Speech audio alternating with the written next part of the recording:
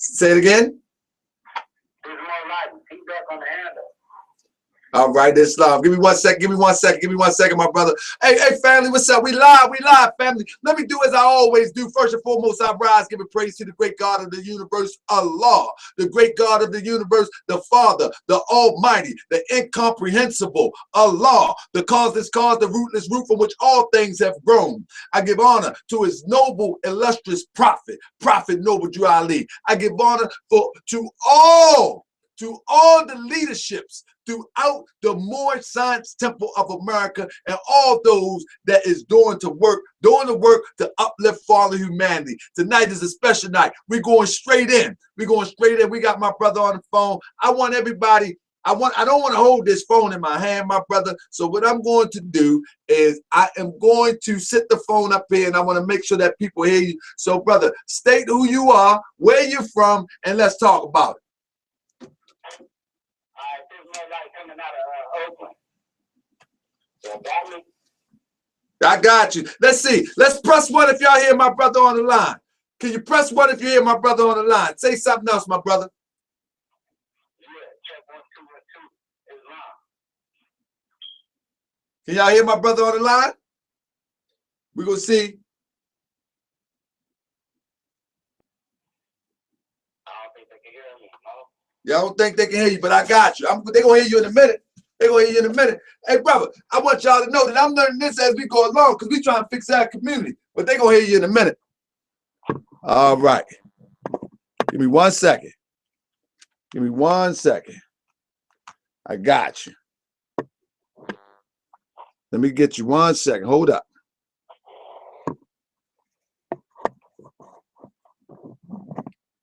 Okay, my brother. Say something, brother. All right, here we go. Yeah, you good now, my brother. Look, check this out. I'm learning this as we go along. Listen, I started this 5 months ago because I wanted to get the word out what a true Drew Ali Moore is. I wanted to get the word out that all of that stuff that they was talking about, them old hoteppers was talking about, was nonsense. And so I started this a few months ago, not that far ago, probably May, something like that, June, something like that. I don't know. So I'm learning as I go along. So if y'all got advice, inbox me to honkerbay@yahoo.com. That way we can make the show better. But for now, it is what it is. I got my brother on the line. Brother, state your name, where you from, and let's talk about it. No light coming out of Oakland. They got you, brother. So what you want to talk about, brother? I just pretty much like people need to understand that it don't matter who in office, man. When we stay true to what we got to do, you know what I'm saying? As long as we taking care of our responsibility as men, and we taking care of our women and our children, I'm pretty much that's the game plan through and through. We building and working hard towards something. We ain't really got to focus about who's in office and what they gonna do, because that's not gonna stop you from doing what you're doing, especially if you understand you the master of your fate, controller of your destiny. You know what I'm saying? You're gonna always build and provide, and whenever it comes time and need be, you're gonna protect what's yours. And I think like that conscious community is really doing us a disfavor, especially for brothers like yourself and the other Ali's men and the sisters within the temples that's really trying to do the work and bring us together. I think that how they play on like politics and all this other, it's just too much. It's not. We don't have that luxury to romanticize and play with the game like that. It's time to do the work. Either gonna do the work or step aside. You know what I'm saying?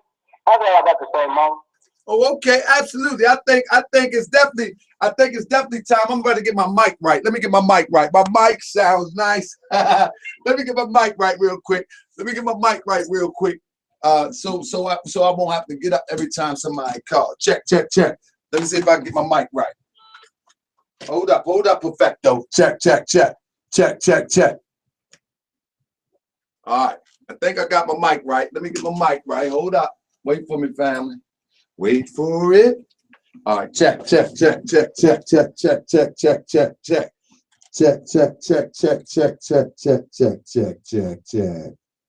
with my check. All right, so I should be all right with this mic. So anyway, family, Perfecto, I see you going to call in. I see you going to call in, my brother. Come on, call on in.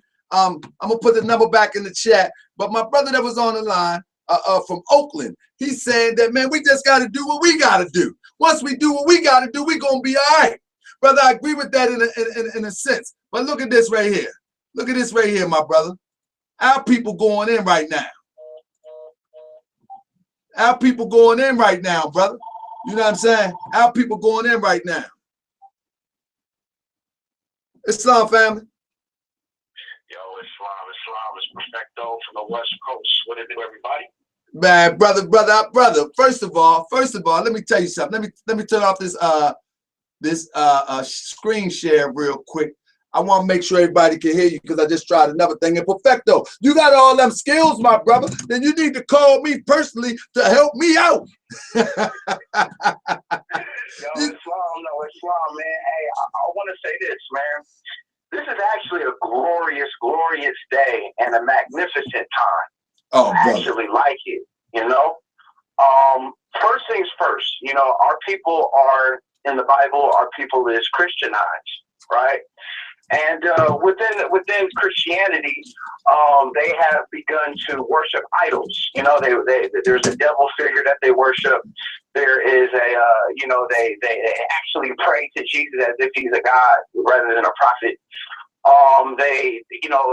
The Catholics, they pray to rosary beads and do all these sorts of things. And so the fact that we have a Donald Trump, what it does is it actually gives a face to what they consider a devil, right? It gives a face to it. It gives a face to this European psychology, which is called white supremacy. It manifests it. It brings it into real life. So now, actually, more people actually galvanize over a common fear rather than they would over just about anything else. So now, as you walk down the street, you can find a brother you ain't never seen to, and you can walk up to him and be like, yo, Donald Trump is a mother right now, huh? And he'd be like, yeah, you know? And so if you want to galvanize a whole bunch of people, now is the time. What I actually see is unification happening. I actually see group economics happening. I actually see us participating in the political process actually happening. And I actually feel that this is a byproduct of what we get when we have a Donald Trump in office. That's my personal, humble opinion. And like many other brothers said, what does it matter, you know, who's in federal office when at the end of the day, you still got to raise your children. You still got to educate your children. You still got to feed yourself and your children. You see what I'm saying? Can you hear me? Absolutely, my brother. I'm letting you go. Okay, fantastic. So,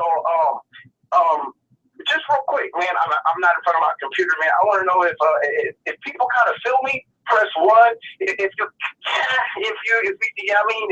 don't kind of feel me, press 2. If you totally disagree, press 3. And please, sir, tell me what you see, man. I want to know if people understand where I'm coming from. Am I a crazy fool for thinking that? You know what I mean? Exactly. All right, we got my brother Ward ready. That's always in the chat. He first up with the 1. Brother, do a recap of your viewpoint real quick. That's the short version. And we want to see those 1s, 2s, or 3s, my brother. I got it. All right, once again, yeah. It's just like, 1, you agree, 3, you totally disagree, 2 in the middle. All right, so this is what I'm saying. What I'm saying is because we now have a common enemy, we now can galvanize around that. That will actually push our people to do something rather than having a Hillary Clinton in office. Right. Having a Hillary Clinton or having a Democrat in office is slavery as usual. You know, welfare, handouts, you ain't got to do too much. You know, now when Republicans is in office and Donald Trump is in office, you got to get off your ass and go get it. You know what I mean? Hustle time. And so because of that, because we're going to have no other option, we're going to be able to have, work with ourselves and work for ourselves. That's what I'm trying to say. Absolutely. That's what I think is the light down the tunnel. Absolutely, my brother. Absolutely. So, my brother, I got all 1s in there. I had 1, 2, but I think you cleared that 2 up. I think that 2 and turned it to a 1, my brother. Okay, hey, y'all, hey, whoever's typing, y'all call in, man. Let me hear what y'all got to say. Peace and love, my brother. All right, peace. All right, look, check this out, family. This is what it is. I actually agree with my brother 1,000%. I agree with my brother 1,000%. I was on the phone today with a conversation with my brother Gibbs Ill out of Baltimore. And he had his family on the line, introducing them to more science, and that's a big thing right there. That's a big deal right there, because to bring your family into the circle of more science means that you truly have confidence, faith in the system of more science, or in the program of more science. Now, one thing I said in that conversation was that I think this is a beautiful thing. Oh yeah. See, this is a beautiful thing because it goes to show what people really think about us and the situation, the social conditions in America. What am I saying? Everything that Trump has talked about, everything that Trump has represented, guess what? A majority of people in the outskirts and the sticks and the woods and the surrounding areas outside of the inner city agree with them. David Duke was on the front page today and said, we made a stance. We did something today, and you know who David Duke is. So this is what majority of Europeans believe. They believe that it's okay to build a wall and call people derogatory names and keep them out of the country. They believe that it's okay to be womanizing. They believe it's okay because remember that back in the day, way back, we never ever treated our women the way we choose to treat them now. That wasn't our thing. Like, you remember the cartoon, you seen the cartoon where the this is not a reference or nothing, I'm just saying, where the caveman beat the woman over there and pow, and drag up in the cave. Y'all remember that? Well, that's the whole demonstration of how they used to get down. And then we have adopted that. We have adopted the ways of other people. So now we call our sister bees. We put hands on them. We do all sorts of stuff. But what I'm trying to say is this. This represents a clear, uncut, raw group constituent. A group thought of making America better again. And they're going to make America better again at your expense unless you decide to unite. Chinese people, Korean people, they have united and have been united. You see them in their areas, in their neighborhoods, in your neighborhoods. The Pakistanians, they stay together. The Mexicans, they carve out a little area. They group up, they stay together. They drink a little bit cerveza and knuckle up a little bit. They like a little cerveza. They like a little drink, their little Modelo. They like that. They like that. And what the other one they drink? I forget the other one. Corona. They like Corona. But one thing they do is they work together. They keep it moving. And so what this does is it makes us come together by choice or by force. Prophet Noble Drew Ali said, this is the only way to freedom. It's through your connection to the Moorish National and Divine Movement. So let's see what Trump is going to do. Let me tell you something. In the true sense, look at this, fam. This is what our people going right now. In the true sense, our people really don't have nothing to worry about. Because see, one thing about America is they want to use your labor. You can't kill everybody. They want to use your labor. See, our thing is this. Our thing is that we have got to come together so we can use our resources for us. See, the worst thing that can happen with a Donald Trump is that the resources that you can provide for you will be used for somebody else. Hillary was going to do it a smooth way. Donald Trump was going to do it a rough around the edges way. So let me put this number back in again. I want somebody to call in. Let me hear what you're talking about. 692-517.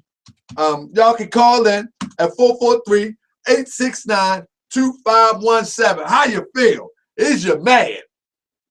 Is you upset? Are you upset that Trump won? And why are you mad? What you mad for? What you gonna do about it?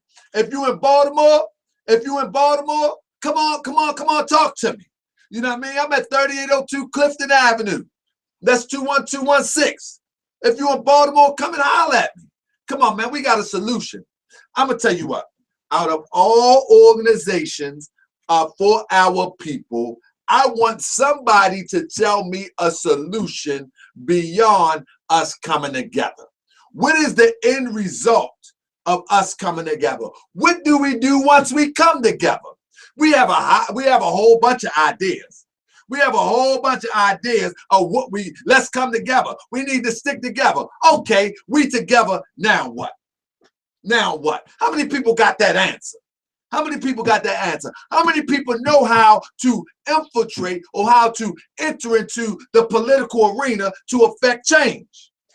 How many people know how to do that? I'm going to tell you who has the plan. Prophet Noble Drew Ali has the plan. I'm not trying to sell you no Islamism, you know what I mean? Because Islamism is here. See, look, Prophet Noble Drew Ali, he teaches that this is an everlasting movement. You know what everlasting movement means? It's not going nowhere. It's not going nowhere. So all these movements, they have come, they have gone. Yeah. You're not too familiar with the Moorish Science Temple of America, but guess what? It still ain't gone nowhere. And so the solution is this. The solution is this. We need to come together and form political power. I know a lot of people, this is just my opinion. This is just my opinion. A lot of people say, okay, we need to come together under economics. We need to come, man, guess what? The last time our people came together under economics on a big scale, they blew the city up. But imagine if our people was in there with the power. See, the last time we came together under economics on a big scale, you know what I'm talking about. We're talking about quote unquote Black Wall Street. They burned the city down. Sure, we built it back up.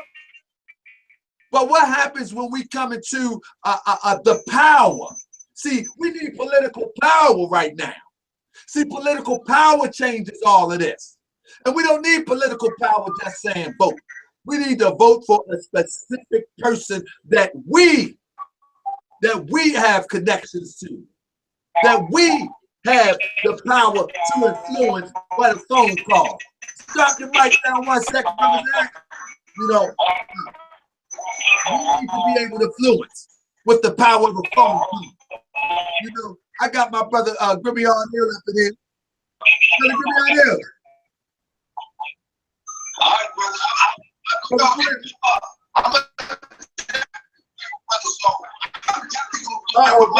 on there. Brother Grimmy on there. His mic messing up. I'm gonna have to mute him. I'm gonna have to mute my brother.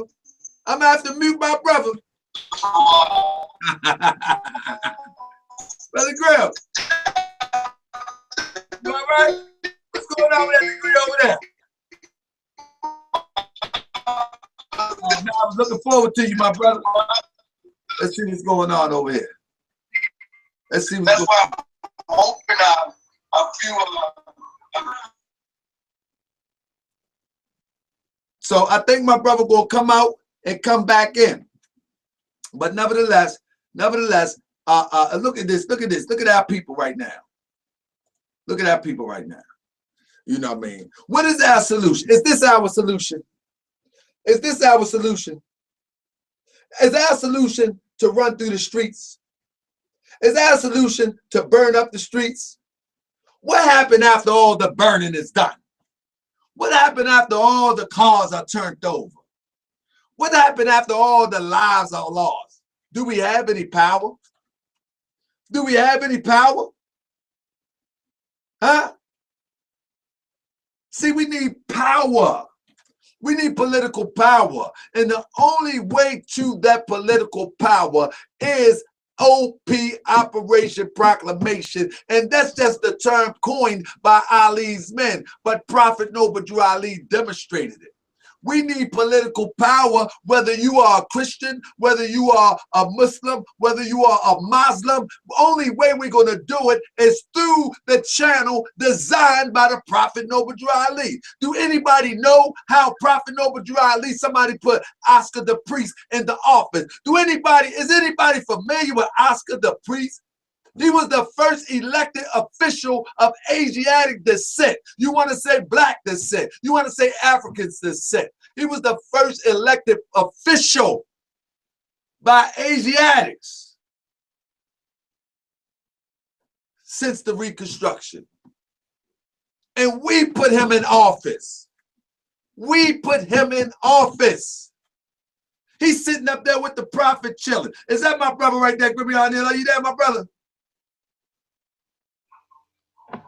Islam, more, can you hear me? Islam, my brother. Brother, I just got the brother, we just went right in today, brother. We went right in today because our people are riding through the streets of Chicago. Our people got signs. Well, they haven't committed too much violence at this point, but we know how the European would want to incite us to set ourselves up so we can make examples out of us, you know. But at the end of all of this, what power do we have?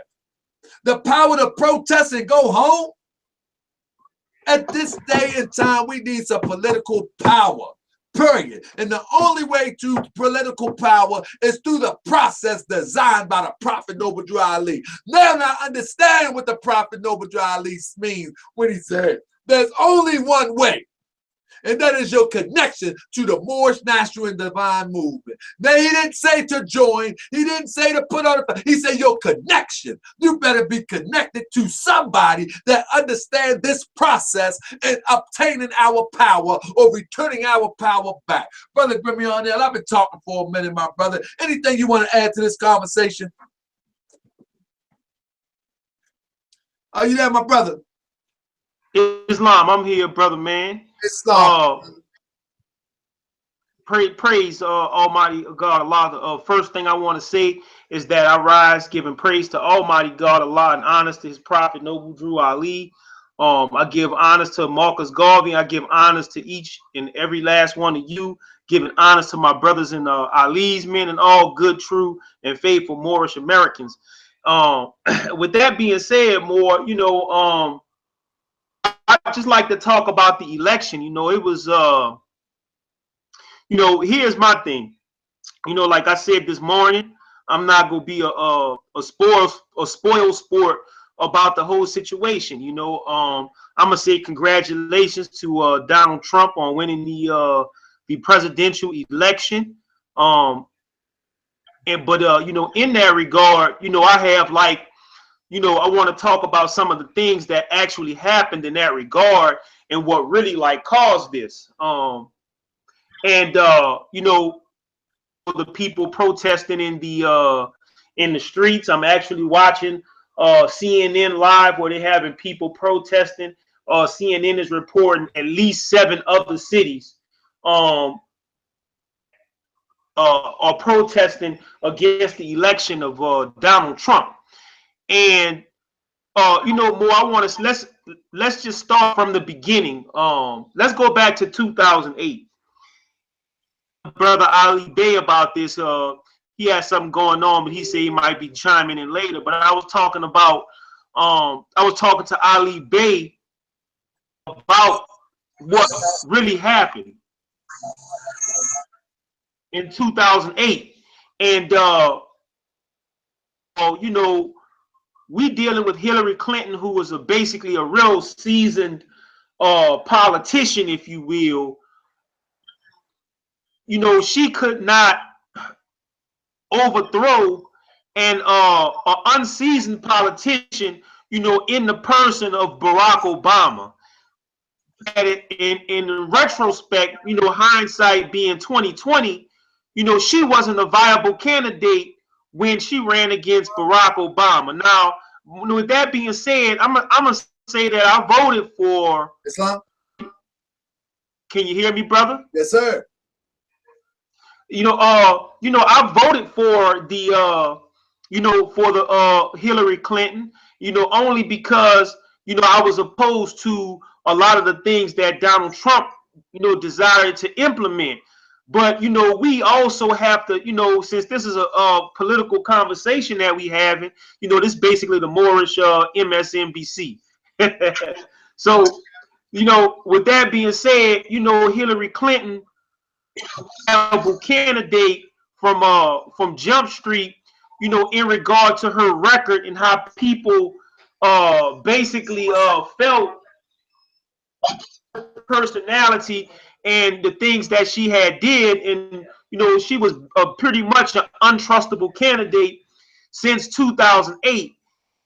And since then, you know, her resume only, you know, of distrust only built up steam, especially when it came to Mr. Bernie Sanders, who was a very, very popular candidate who built a grassroots who basically built what's up, son? How you doing? Yeah, so basically who Islam, yo. Yeah, Islam. I'm on the show. Yeah, basically for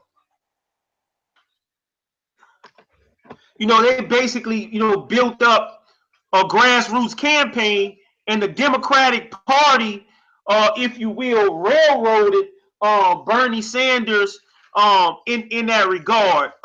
Debbie Wasserman, I believe her name was, ended up resigning because of the said incident. And then the Hillary Clinton campaign went back and pulled that lady after she was had to resign her position, and then they gave her a high position in the Clinton campaign machine.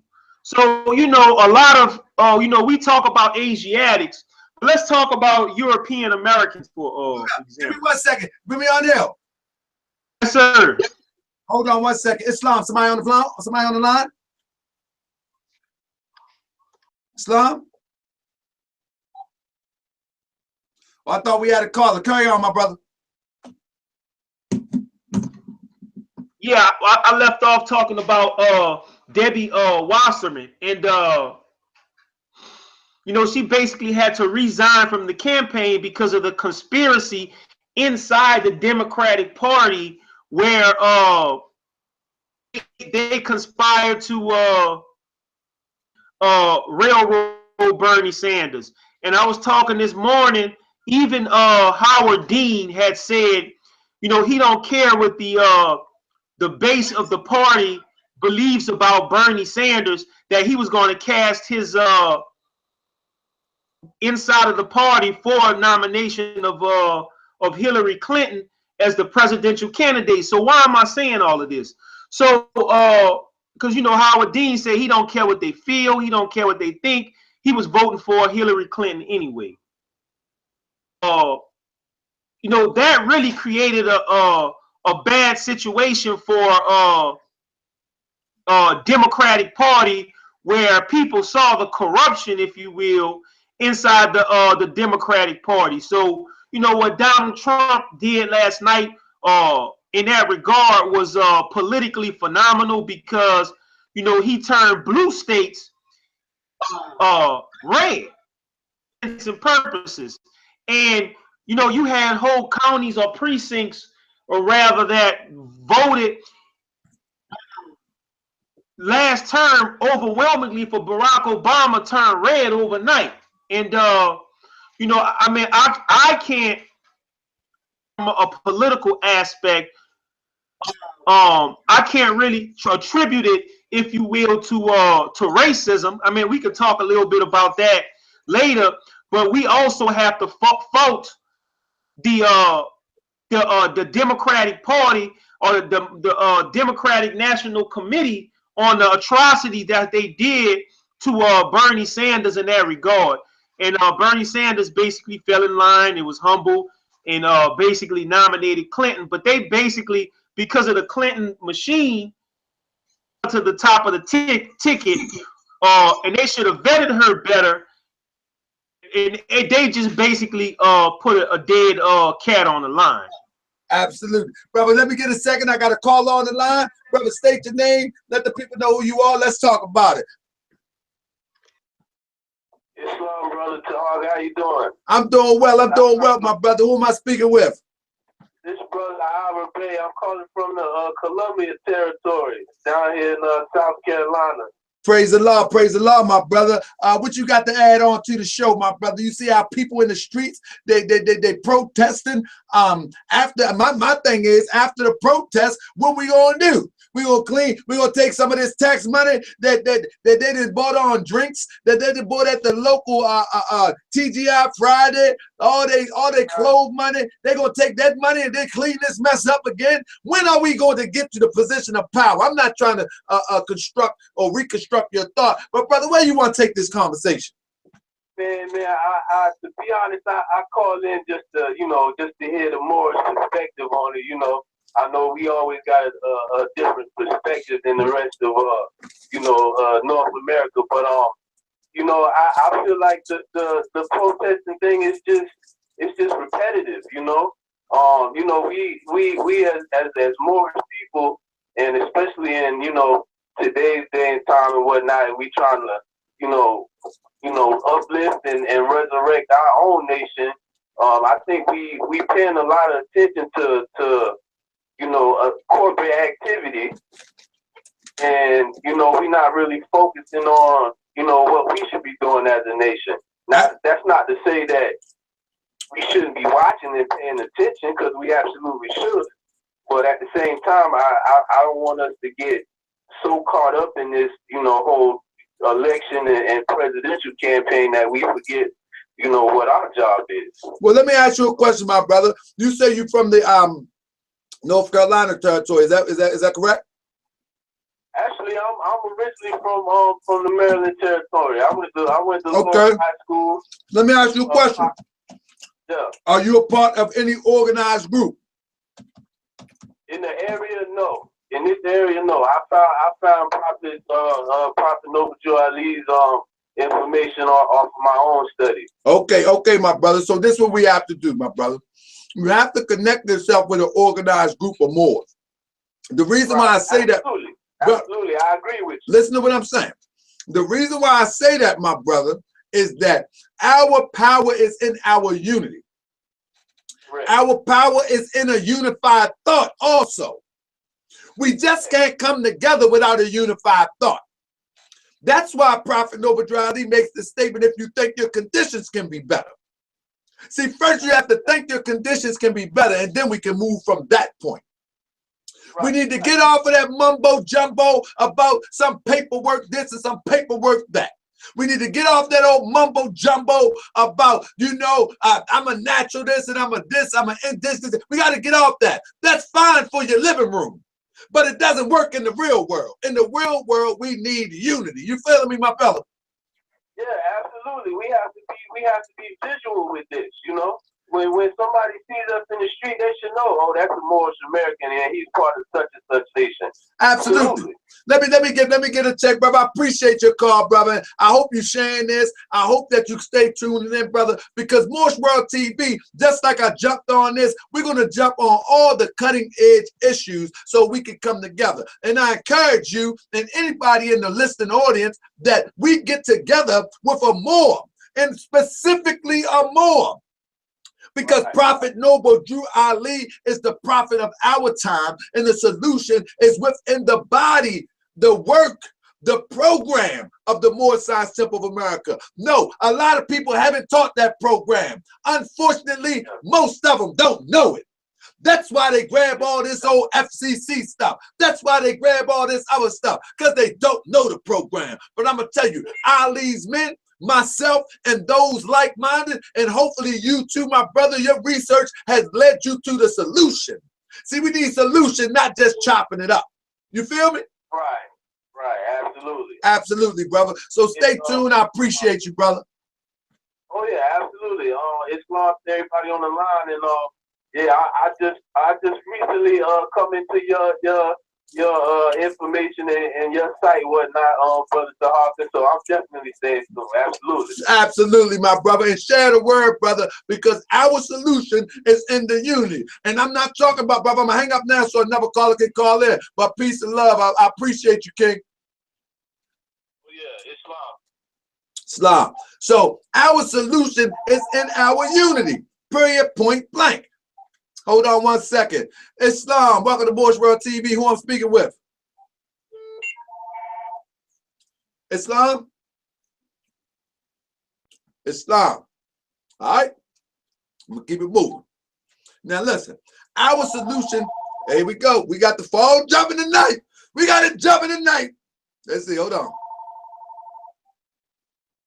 Islam? Hey, how you doing? I'm doing well. Who am I speaking with? Welcome to Moorish World TV. Brother Tahaka Bay here. Who am I speaking with? My name's Josh. I'm from Georgia. Hey, what's going on, Josh? Peace and love. What you want to contribute to the conversation here? You know what we're talking about, obviously, because you got the number. Come on, add on, my brother. Let me ask you something, man. And you know, as being a middle-aged white man, I wanna ask something. Oh, my brother. Hey, I like this. Yes, yes, yes. Talk to me, my man. I grew up, you know, and just, we're gonna keep it short and sweet. You know, I kind of grew up in a predominant.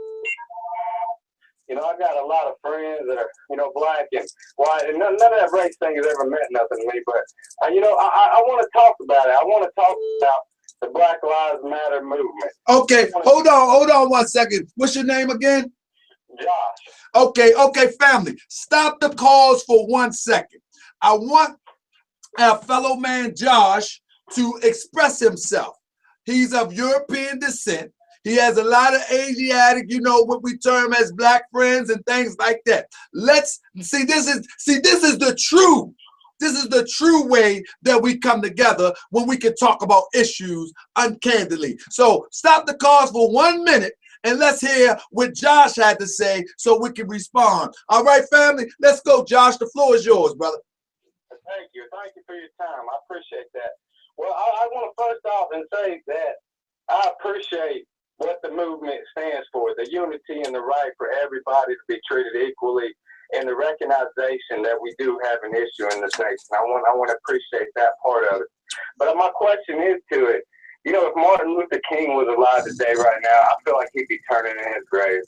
To see the destruction, to see the violence portrayed in such a way that the image is being accepted wrongly, the image is being took for what it's not. It's being reversed.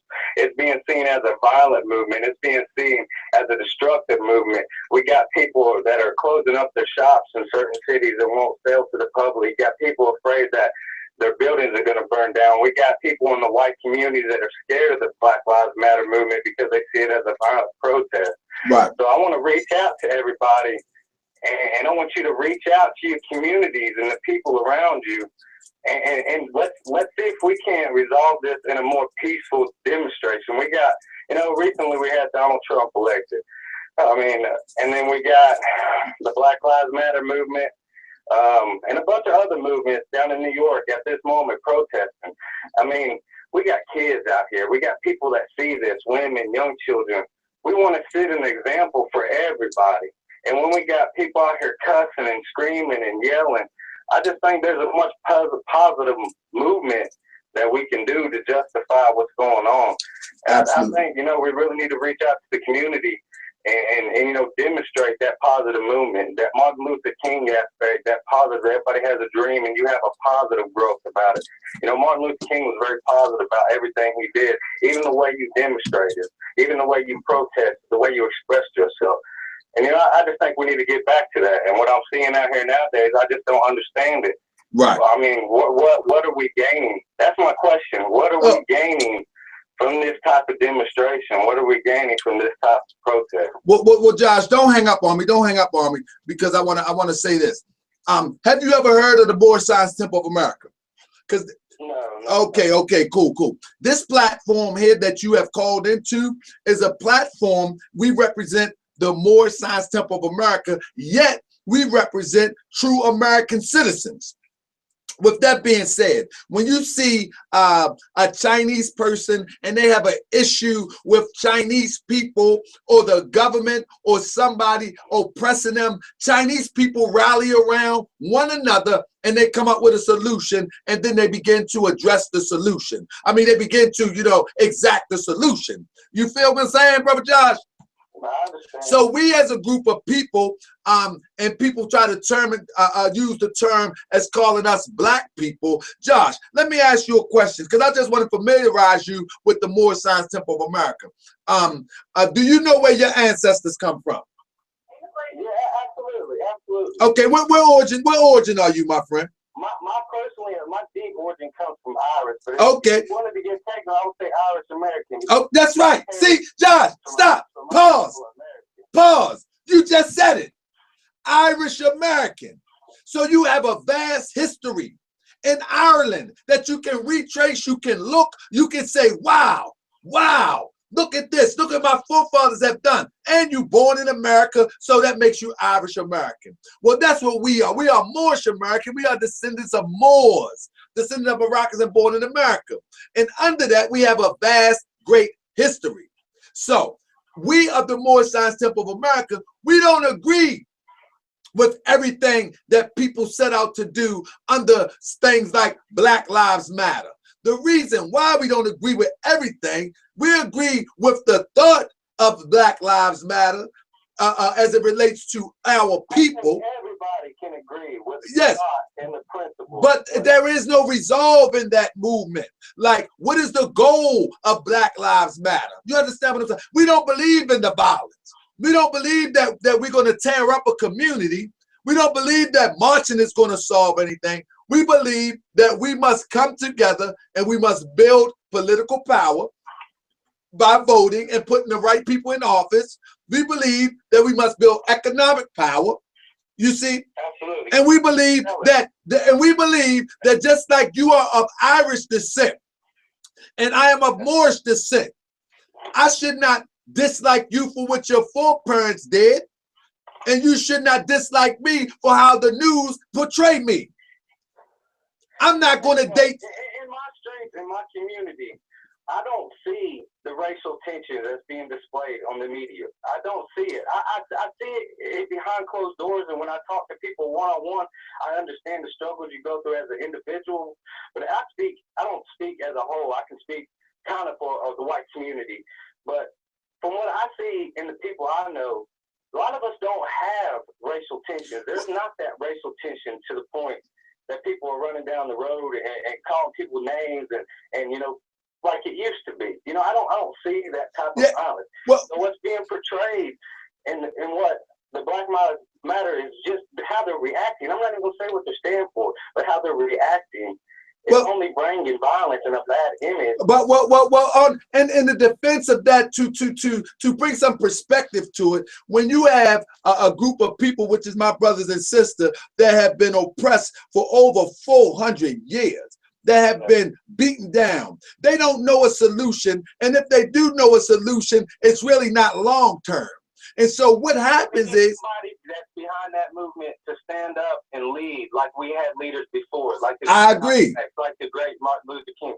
We need leaders, and especially in a time of age today, where we're at today, we need that type of leadership. And when you got people like George Soros and people like Hillary Clinton, I mean, let's talk about what's going on.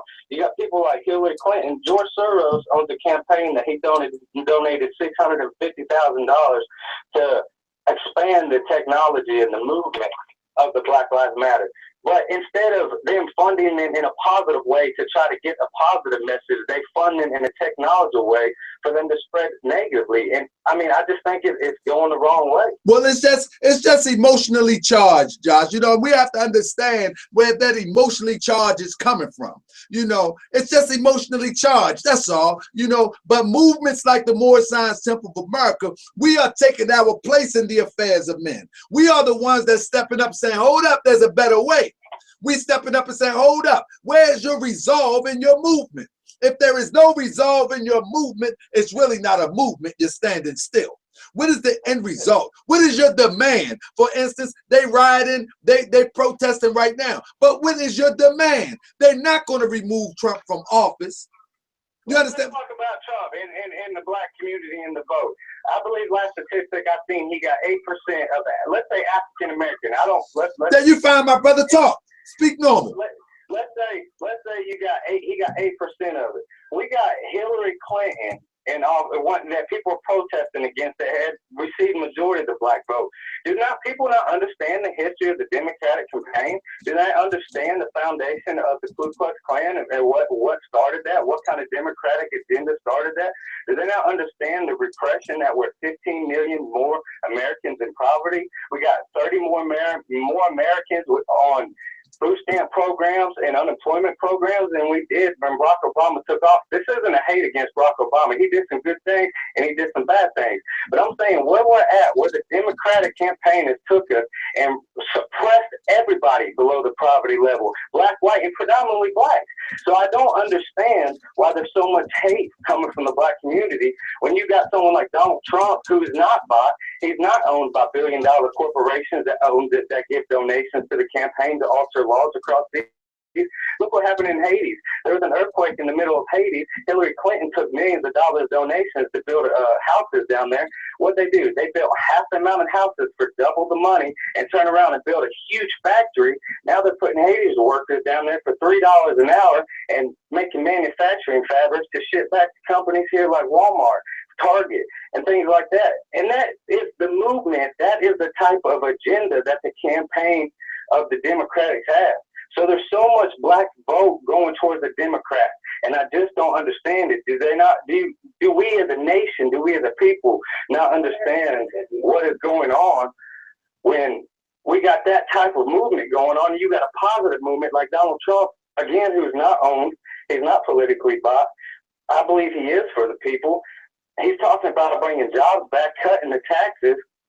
I mean, how can we not support someone with such a positive growth message for someone like Hillary Clinton and wants to go to war with Russia on top of that? Yeah, well, Josh, I got a brother of mine that want to ask you a few questions. But I think before I turn them loose, I want to say this. I agree with the American system. Like I don't particularly like Trump.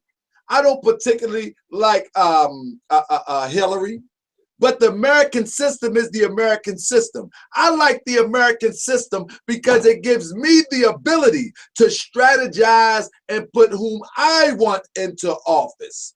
You know what I mean? That's why I like the American system. Let me leave you one more thought before I leave. But my brother got a question for you after that thought. So hold on, my brother. Okay, go ahead. Go ahead. You ready, Graham?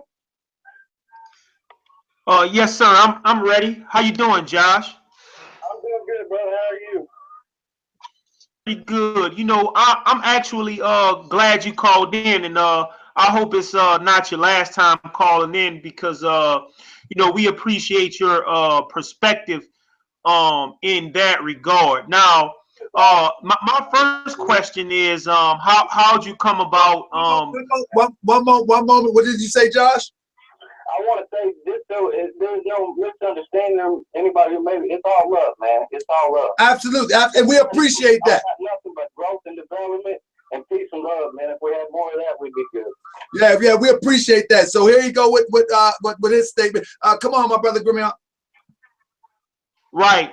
You know, Josh, like I said before, you know, we appreciate you calling in, and you know, we could use your perspective, you know, in regard to what's going on. But my question is, you know, number one, how'd you come about Moorish World TV, and how long have you been listening to our perspective in that regard? Now, we're not talking about anything about quote unquote so-called other black things that you may see, but how'd you come about Moorish World TV? Well, man, knowledge is power and power is wisdom. So, you know, I believe in taking points of view from everybody. And, you know, and with doing that, I tend to research a lot. I look out into things. And me and my wife both spend a lot of time looking at what's going on in the world, current events. And honestly, we stumbled across the channel on YouTube. And I guess we've been watching for probably about a week now. We've kind of been in and out on it.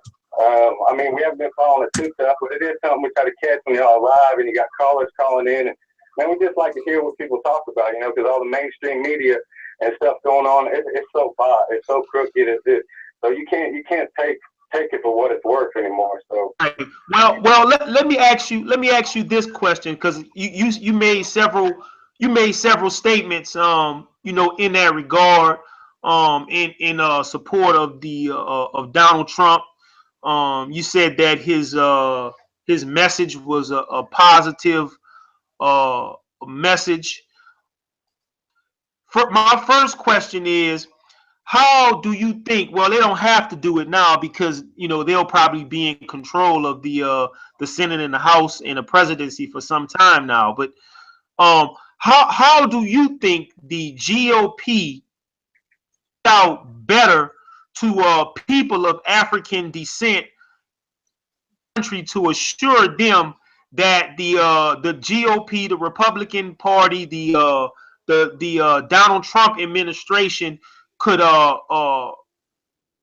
you know, the common interests of people of African descent in America, or what you would call African Americans, what we call Moorish Americans? okay, that's a great question. First of all, and let me say, I do support Trump. Okay, let me say that first of all, and I believe that wholeheartedly. But to answer your question, let's first off start off by saying I think it goes back to the people. First of all, everybody needs to take it upon themselves to be informed in what's going on and understand that we have a movement in this country that's bad. I personally believe it might be a satanic movement that's going on in this country to destabilize and read this one world order, one world government, one world religion. So with that comes a lot of deceit and lies, and a lot of it comes from the mainstream media.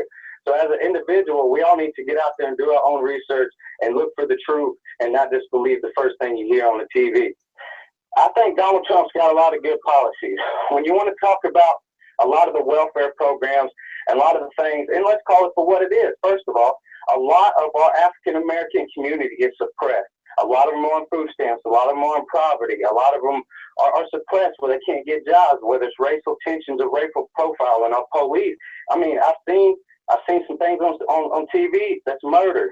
No matter how you lay it down, it's murder. And everybody, white, black, Chinese, they see that.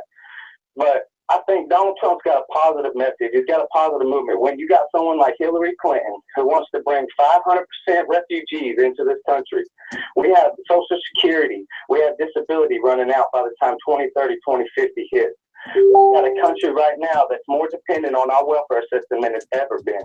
If you bring in 500% refugees, and this is where people lose Donald Trump at, because he talks about closing the borders. If you bring in 500% refugee count onto this country, it's going to do nothing but more suppress the programs that many of us need and depend on. You got people right now that paid their whole life into the Social Security tax, paid their whole life into taxes. And by the time they get 67 years old, it's going to come down to paying for grandma's medicine, or it's going to come down to putting food in the fridge. And that's not the type of country I want to leave my children. So when you talk about Donald Trump, he wants to, first of all, we got the lowest job participation rate since the Great Recession. I don't even need to re-quote about the 15 more million Americans on food stamps and in poverty. And you want to give out visas by the thousands for people to come into this country and work. We can no longer support that. How are we going to give thousands of visas to countries to come in here and work when our American people can't even get to work?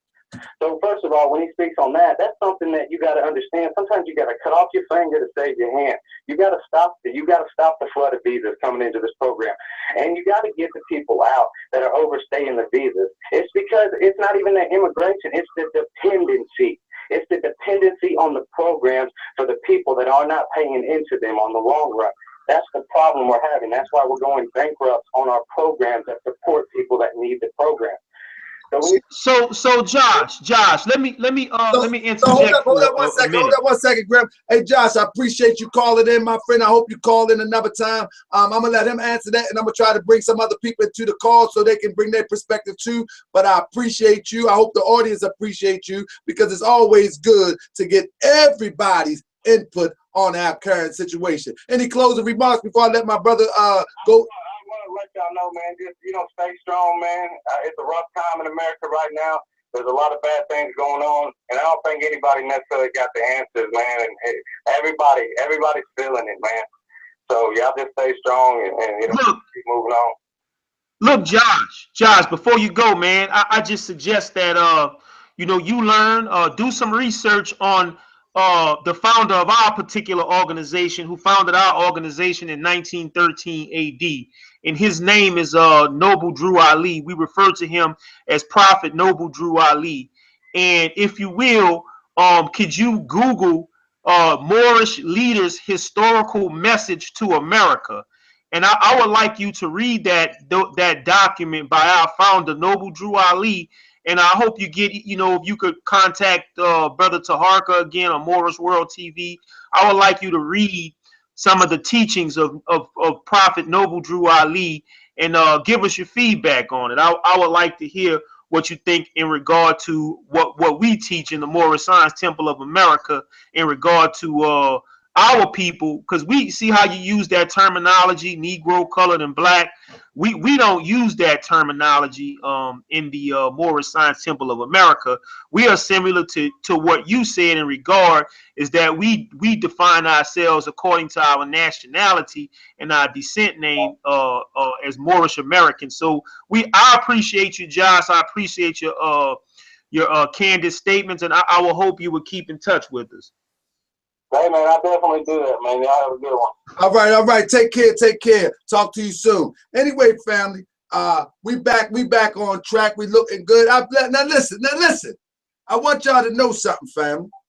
Listen, we are in America together. This is not we're not sitting in this country thinking that we are going to be separated from any other group of people in this country. Everybody came to this country for a piece of the pie. Unfortunately, we was bought here. Some of us was here before those was bought here, but we made the pie. And everybody want a piece of the pie. That means ain't nobody going nowhere. So we have to find a way to either tolerate each other, one another, nationality and cultural differences, or we're going to have to do like my brother Ali Bey said. We might have to expatriate. What do you call it? Expatriate. Go to another country. That's what we might have to do. But other than that, we're going to have to find a way to tolerate one another. We made the pie. We put all the ingredients in the pie. But everybody wants a piece of the pie. And at this point, we don't own the pie. So ain't nobody going nowhere. So we got to find a way to get along or even tolerate one another until a better day come. With that, Brother Grimmy out here, what you think about that conversation? Anybody call in? Come on, call in. Let me know what you got to say. But I think that was a beautiful bill with Josh. Let me put this number back in the chat. Grimmy out there, you there?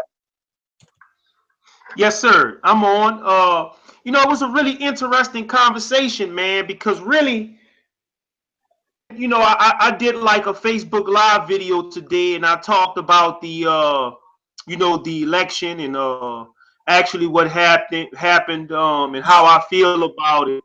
And I really, we basically touted some of the things that he was saying. Like I said, I voted for Hillary because I didn't like, some of the things that Donald Trump was saying. I know that, Josh, said that it was, he talked about positive things, but, at the same time, we had like really one of the political campaign in the, that I've seen, at least in my lifetime, where we had a bunch of name calling, bullying, and threatening on the part of Donald Trump. And I kind of wish we could have kept that dialogue going, but I know there's a lot of people that want to talk. But Absolutely. Yeah, I understand, you know, but like really, you know, even with George Bush's, you know, campaign and you know, when George Bush ran and won 2 terms, you know, we know we had a lot of war and terrorism going on in the country around the world, but Donald Trump is the first candidate that I've seen in my lifetime that really reinvigorated a low part of the base of their party as far as you know Ku Klux Klanners, neo Nazis, and white supremacists,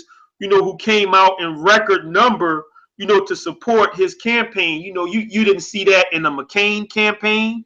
You know, McCain is a person that I have a lot of respect for personally. You didn't see that in the McCain campaign. You didn't see that in the Mitt Romney campaign. You didn't see that in the Bush campaign. But in the Donald Trump campaign, you know, you seen a lot of, I mean, you know, a lot of people with the cell phones went to rallies, you know, heard these people using the N-word.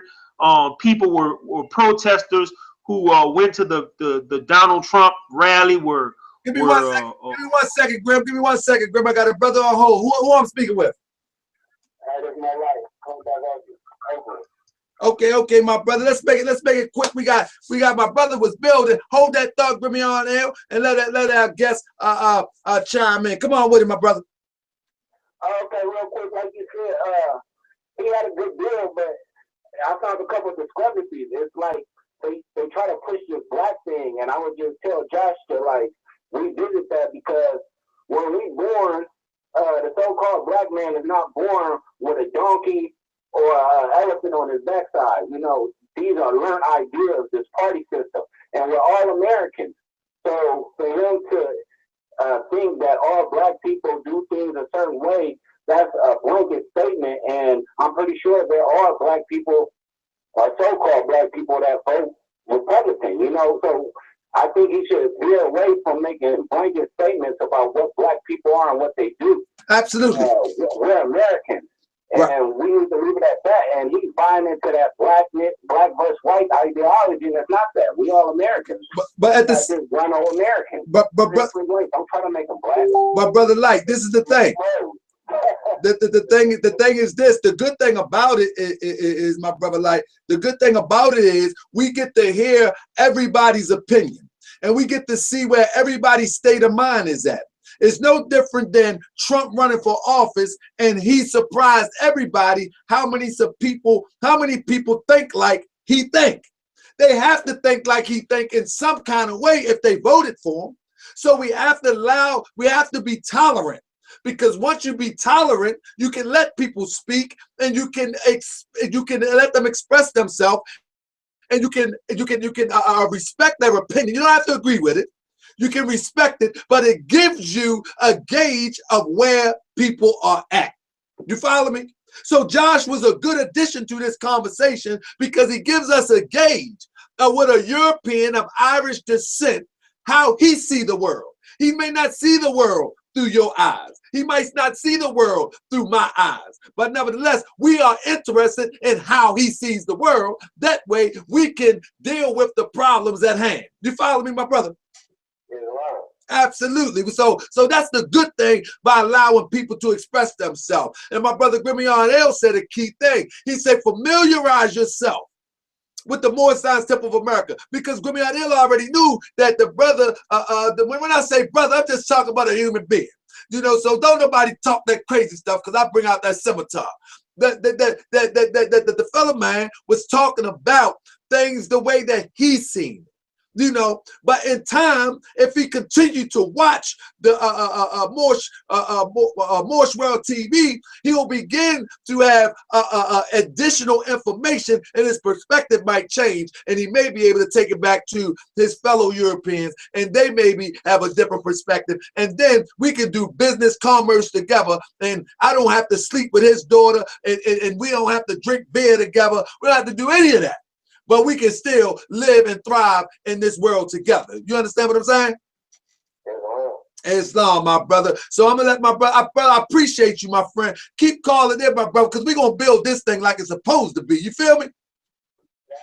Exactly. So peace and love. Anybody else want to call in? Call on in. My brother Grim was building. Grim, come on in, my brother. Yeah, peace, brother, man. And you know, I basically, man, I mean, I really, like I say, man, I really enjoyed the fact that, you know, Josh called in, and you know, because you know, you know, I was talking to brother Ali, and we'll talk about some things that we was basically postulating on, you know, earlier, but you know, like you know what Josh was saying about Donald Trump running this positive campaign. Um, you know, the bottom line is that with some of the things that Donald Trump was saying, you know, it really invoked, or it evoked the sentiments of, you know, a lower base of supporters, you know, people who were like actively members of, you know, quote unquote white supremacist groups coming out to support Donald Trump. Like we talked about, you know, the protesters who came in uh, into the Donald Trump rallies, who were beat, kicked, injured, spit on, and things of that, you know, stuff that reminds you of something he touted, Dr. King. Things that were done at a lot of these rallies, and you know, along, you know, Trump's campaign, is some of the things that almost mirror things that were done to civil rights activists, you know, in the days of the civil rights movement. And you know, that is one of the things that I didn't appreciate about the Donald Trump campaign, that did not really take place in a Mitt Romney, a John McCain, or a George Bush campaign. So, you know, those are the kind of things that really like bother me. So, you know, another thing too, like I was saying, I was going to touch on earlier, brother Taharka. You know, I'm going to say this because, you know, we probably have and a lot of people in the chat can touch this too. You know, and this is just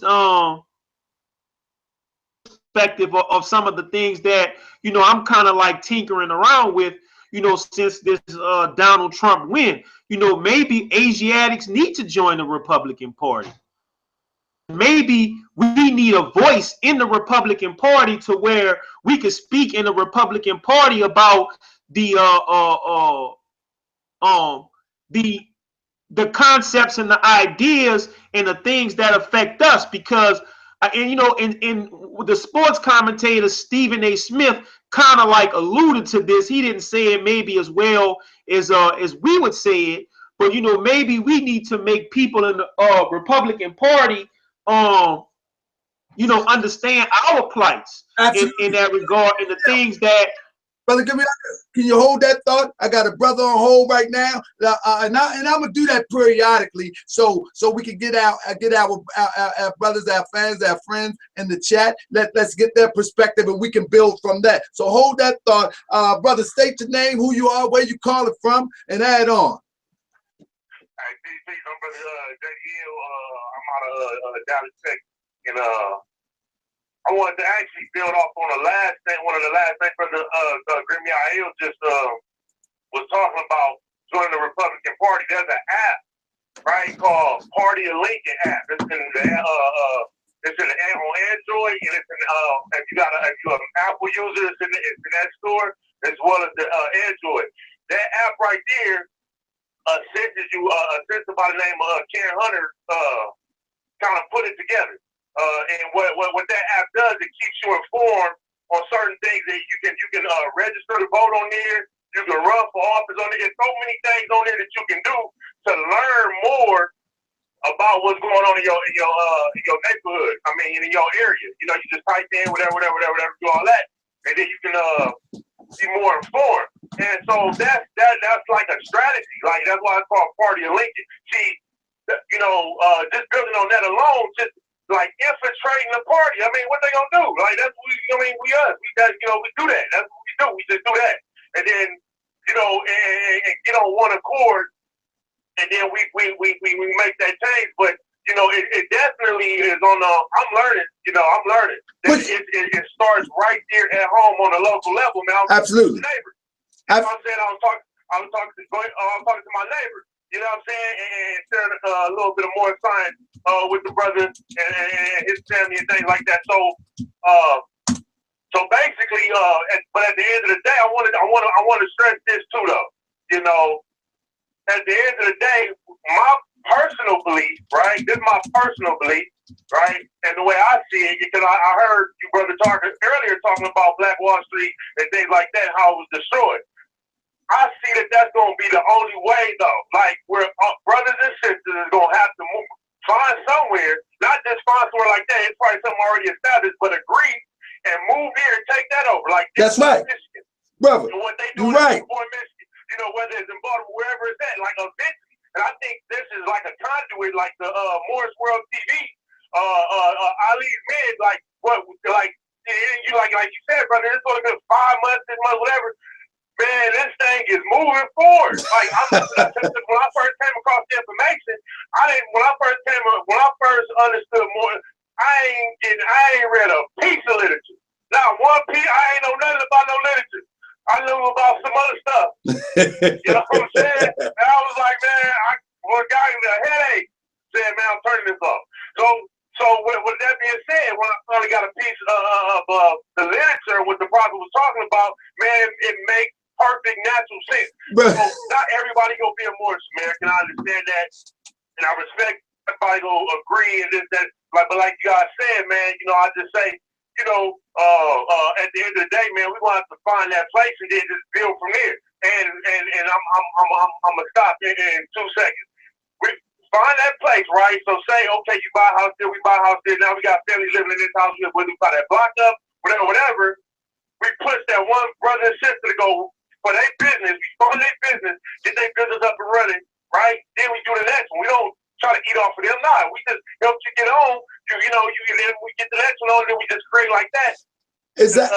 That's all I see. Exactly. What's your name again, my brother? Brother Jonathan, Brother Jonathan. What I was saying is that we definitely have to do that. But in order to put insurance on that, we have to become the council person. We have to become the police chief. We have to become the judges. So these are voted positions. Why can't I talk to a lawyer and just like you understand more science, I help him to understand more science and say, man, we need you to run for a judge so we can have a fair shake.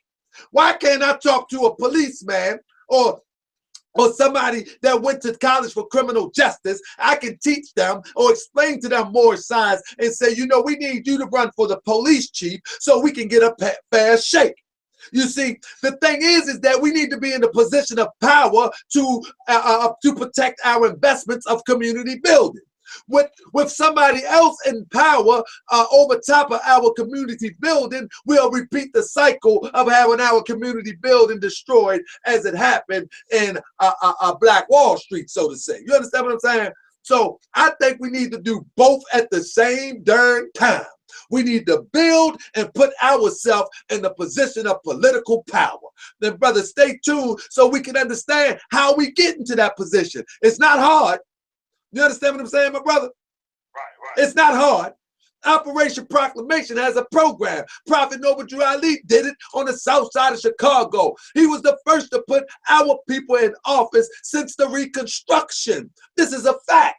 The problem is that a lot of us do not know this information. So we don't hold Prophet Noble Drew Ali up high like we supposed to. Heck, I mean, even if you wasn't a member of the Moorish Science Temple of America, you should hear about the historical Prophet Noble Drew Ali. If anything, you should even know his name.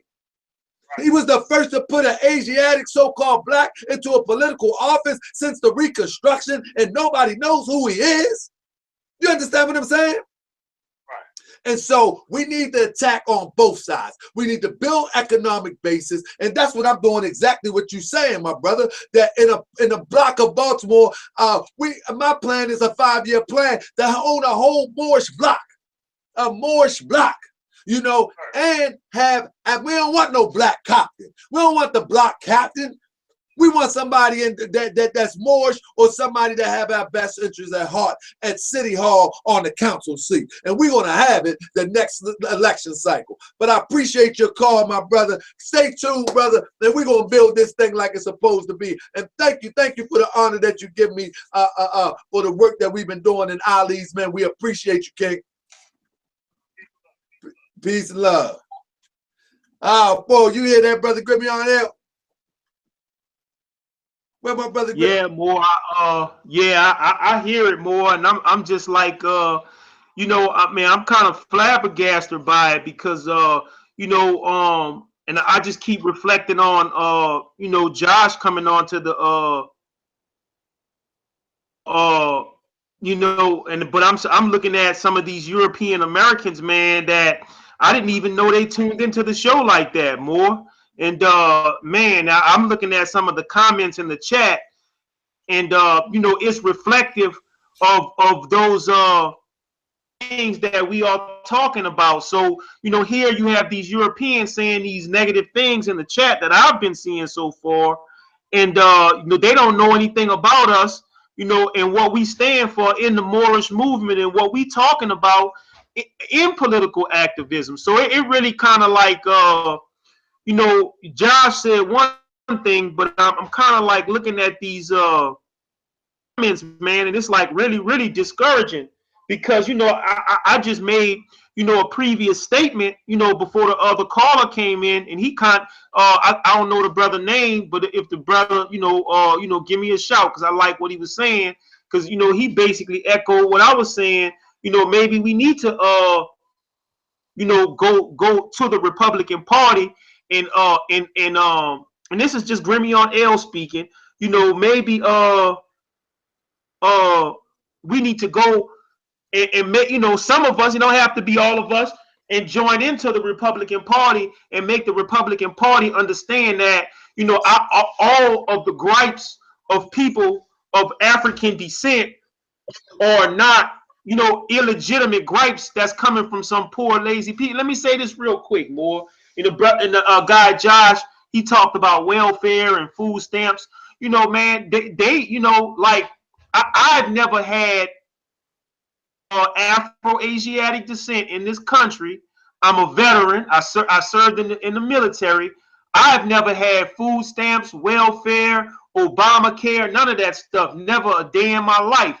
So, you know, I just wanted to, you know, make sure that the listening audiences and the European Americans that may be listening to us, you know that all people of African descent is not here with, you know, with the nipple of the government in their mouth looking for welfare and food stamps and making babies. You know, we want to be strong, up, clean, dignified individuals.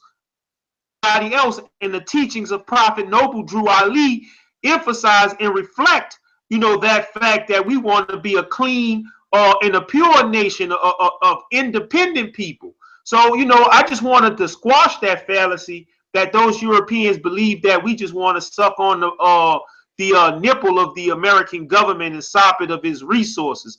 However, these European, this will be my last thing.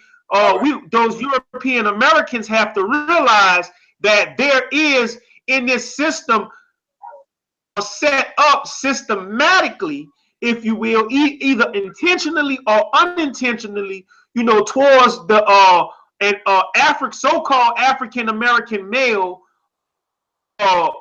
advancing as far as he possibly can advance. So, you know, I asked them to show us, you know, where their modern print. We know that the Republican Party, and we said this on the last show, the Republican Party was founded for noble aims and purposes.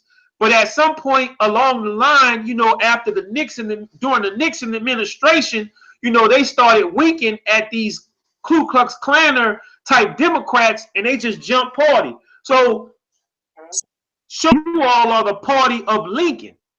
And that's all I got to say on that, Mo. All right. With that, we got a call on the line. Welcome to Moorish World TV. We got you. That's gonna be my new saying. We got you. Welcome to Moorish World TV. We got you. State your name, tell me who you are, where you come from, and then add on, build on into the chat. How you doing, family? Hi, Islam. This is Sister Calhoun Bay from Detroit. Islam, Sister Calhoun Bay. Sister Calhoun Bay, it's a pleasure. You are the first sister to call into Moorish World TV, and you get a prize. Now, praise the Lord, sister. How you doing? Praise Allah. I'm doing good. How about you? I'm doing great. I'm loving the time that we living in, because the time that we living in forces us to become active and not passive. So, sister, add on to the chat. What you feeling? Okay, well, first of all, you know, this election, I didn't like either one of the candidates, okay? I was very much laser focused on what was going on in my city. And I think that we have to tackle the groundwork first before we can move up to higher places like the office of the presidency. Is all very important. But when we don't have territories in our cities, when we don't have economic infrastructure among the Moors, it doesn't matter. None of this matters. Absolutely, absolutely. Okay? So that's really kind of all. I'm kind of like on that. And then one brother also said about trade. Not only do we need doctors, lawyers, doctors of the law, things like that, but we need everything from the people who can rule the people to farmers and everything in between. Exactly, sister. And on that note, that's one of the statements that I was making, that we need to introduce, we have these people amongst us. More science is very simple. If we think we so busy, not you, sister, but when I say we, I'm speaking figuratively, we so busy battling each other when we should be able to take this information to a doctor. And we have those amongst us. We should be able to teach a doctor more science.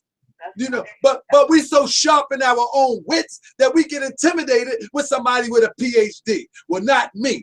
We need to talk to those that been to political, that have degrees in political science, and tell them about Moorish science so they can connect the dots. We need to bring them home and then put them in a position of power so we can get this ball rolling. That's right, Maura. It's because we have many people are not familiar with the Moorish Science Temple of America, but some of our greatest work that we do as far as ministry is in the prison. Absolutely. And while that is admirable and that is very much needed, because those who reach the lowest depths will reach the highest heights, we need to get into our universities. Absolutely. We have a university ministry. Absolutely, sister. We need to be going to all of those departments in those universities and pulling out our brightest and best minds. Sister, go ahead. Come to the table, and we need to put a plan together. We got to have a strategy, and we need our best and brightest minds. Prophet Noble Drew Ali said, "Get yourself a good European education, and I can use you." That's right, sister. Talk it. And sister, that's what I'm doing right here on Moorish World TV. This is not entertainment. This is a take action platform. I'm trying to inform people how to take action. This is not entertainment. I may get worked up because I'm on fire with holy zeal. That's all you see. But yes, that's right, and I recognize that because I am too. And you know what? I have gotten to the point where I have moved away from TV, and I'm so focused on what the scholars in my nation. That's right. Say. That's right, sister. And how we gonna move? What are my people saying? Because they not speaking my language on TV. I'm sorry. Hey, sister, can you do me a favor? Do you have a pen on you? I want you to take my email, and I want you to send me an email because we're going to do a sisters panel next week, and I will be honored to have you on that panel. Okay, Lord. I would be honored to have you on that panel because I feel on your page and get your information. Please do, sister. Inbox me. On there, yeah. Inbox me, and I'll be in touch with you. Hopefully for the next Wednesday show, we're gonna have all sisters. We're gonna get rid of these. We're gonna get all rid of this old testosterone, whatever you call it. We're getting rid of that. And we're going to bring the sisters in because we have not heard from the sisters. And sister, we hear from them because one thing, I got to say this, sister, one thing about the Moorish Science Temple of America, we are one of the only organizations as it relates to religious criteria that doesn't have a criteria that leaves a sister in the background. You can join today and run the whole movement tomorrow. Please say it loud. That's exactly why I'm here. That's one of the reasons. I'm not going to say that's exactly, but that right there, it speaks to the intentions of our beloved prophet. That's right. You can run the whole movement. You can run the whole movement without a doubt of contradiction. You know. Did we not?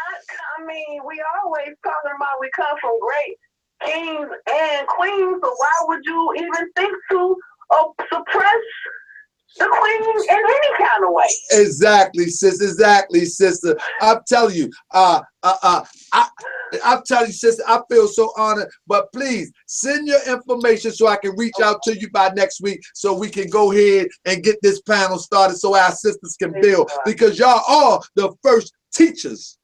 That's right. I love my sisters. Peace to all the sisters. Islam to the brothers and sisters. Brother Gramillion Ill. We friends on Facebook. Me and you friends on Facebook. I'm in the chat. I be fooling a little bit in the chat. It's all good, sister. But I love you so much. And peace and love. And peace and love to you, sister. I'll talk with you soon. I'll be looking for the message. All right. Peace. So, peace and love to you, sister. So, Brother Graham, we got my other brother, one of my other brothers. I just quoted this brother, Brother Ali Bey. Islam Ali Bey. Islam, brothers. What's going on? I want to use that word that you just used. I said expatriate, PTA. I can't say it like you. If they don't like what's going on, what they got to do, my brother? I said, well, one of the things they can do is expatriate. Yeah. There you go. This is a beautiful thing. Moorish World TV. I want y'all to share this. I want y'all to share this to everybody. I want y'all to like. We got some detractors in the audience. They are disliking the show, and we know who that is. We know who that is, but it's okay. So I want y'all to press the thumbs up because we don't want to give people the impression that this is a bad show. This is a great show. Hey, a good dialogue. You know what's interesting? You know what's interesting about the detractors? We know who they are, right? In terms of, race or what have you. The interesting thing about the live feed that you're showing from Fox News 32 from Chicago is that the people who are out there protesting are of the same ethnic or racial breed as the people who are the detractors. In same thing in there's a Facebook group called Now This posted earlier today a video that they put together where they entitled it "Protests Are Erupting Across the Donald J. Trump's Shocking Victory." You know who these people are? The same people that are in the chat group being detractors, white people, so-called white people. And you know what else? They're not only protesting, but they're burning American flags. And this kind of stuff is happening all across the country. There were protests going on right here in New York City as well. And you know who's doing it? The so-called white people. At the same time, I heard the caller Josh mentioning, and Brother Grimion L did address it to, about the whole issue of welfare and this and that. And the bottom line is, because a lot of times people think that our people are looking for nothing but handouts. But what we got to remember is, as citizens of this country, our people are being taxed just like everybody else here. And those tax dollars are going towards funding these programs that the government has, and the resources that they have that they set aside for the citizens who are in need. So they try to make our people feel bad for when they may be in need of the assistance that based upon the tax dollars that our people are paying into the system, just like their people are paying into the system. And even further, this to show you how crazy this thing was. If you go back a little bit further into the early 1900s, from the period of about 1920 to about 1960, dealing with home ownership and how the government funded home ownership for mostly white people for almost 40 years straight, where our folks didn't have access to housing the same degree that these people did under the Federal Housing Administration and all of these other things that they had, where the government interceded on behalf of white citizens in this country. So they can say whatever they want about government doing stuff for black people, handouts for black people, but for 40 years straight through the Federal Housing Administration, this government has taken care of these people and helped them create wealth that our people did not have access to for 40 years straight. So I don't buy the nonsense about that. Our people are looking for just handouts and how Barack did. That's nonsense. It's nonsense. On top of the fact that Trump has ran one of the probably the nastiest campaign that anybody's ever ran. He's drawn out all of the racists. They can't deny that. He's drawn out. Why is he the one who's getting the support of the Ku Klux Klan and other white supremacist groups and so forth? Why him? Why him? Why are the Confederates coming out in support of him? Okay, why didn't they come out in support of other people the same way that they did for him? He's the same guy. I'm from New York City. I remember the lynch mob this man tried to put together to try to lynch those brothers from the Central Park 5 case. Those brothers were actually innocent, and that man has to this day yet to apologize for that. One of the brothers is a friend of mine on Facebook, brother Yusef Salam. He's from Harlem as well. A friend of mine on Facebook, and we talk, a lot and about this stuff, man. But the bottom line is, this man tried to put together a lynch mob for these young brothers who were actually innocent in that Central Park 5 case, and he's never to this day even apologized for it. I know people who are in the business of real estate here in New York City, and have been in the business of real estate here in New York City for years, and have come across Trump, and Trump has told them in person that he would never rent. He would never rent to a nigger. Okay, so I know the type of person he is. I know what he has not done. First of all, he's never even ran for city council in New York City. He's never even ran for mayor. He's never run for any public office in the city where he's from. So if we're going to, even just in terms of qualifications to be in public services, and particularly the presidency of the United States, this man is not qualified. He's not qualified. He's a bigot. He's a sexist. He's a racist. He's all of that stuff, man. I don't care what they're saying in the chat. I don't care what they're saying in the chat. I know who he is. I grew up in the city with Trump. I know the type of person he is. I know what his track record is and what it is not. Go ahead, brother. And Brother Ali Bey, this is what I want people to understand. I know people get passionate and we get caught up into the vibe and the movement of what is going on. But listen, let's be clear. If you know Trump, brother, you can give us a clear conception of what Trump and who Trump really is. And through that conception, we can see who the supporters, who and what they really are. So that is the most important thing that we have as Moorish scientists. You can translate to us who Trump is. And now we see supporters who supports him. This tells you a lot. Trump is from New York. Trump lost New York. Think about that. He lost his own home state. Nobody's not messing with him like that. People see the people that know him, not messing with him like that. We know him here. The other people could be fooled by, they're not really even fooled by it, but they see him as a symbol of this whole make America great again, which I say is code for the South shall rise again.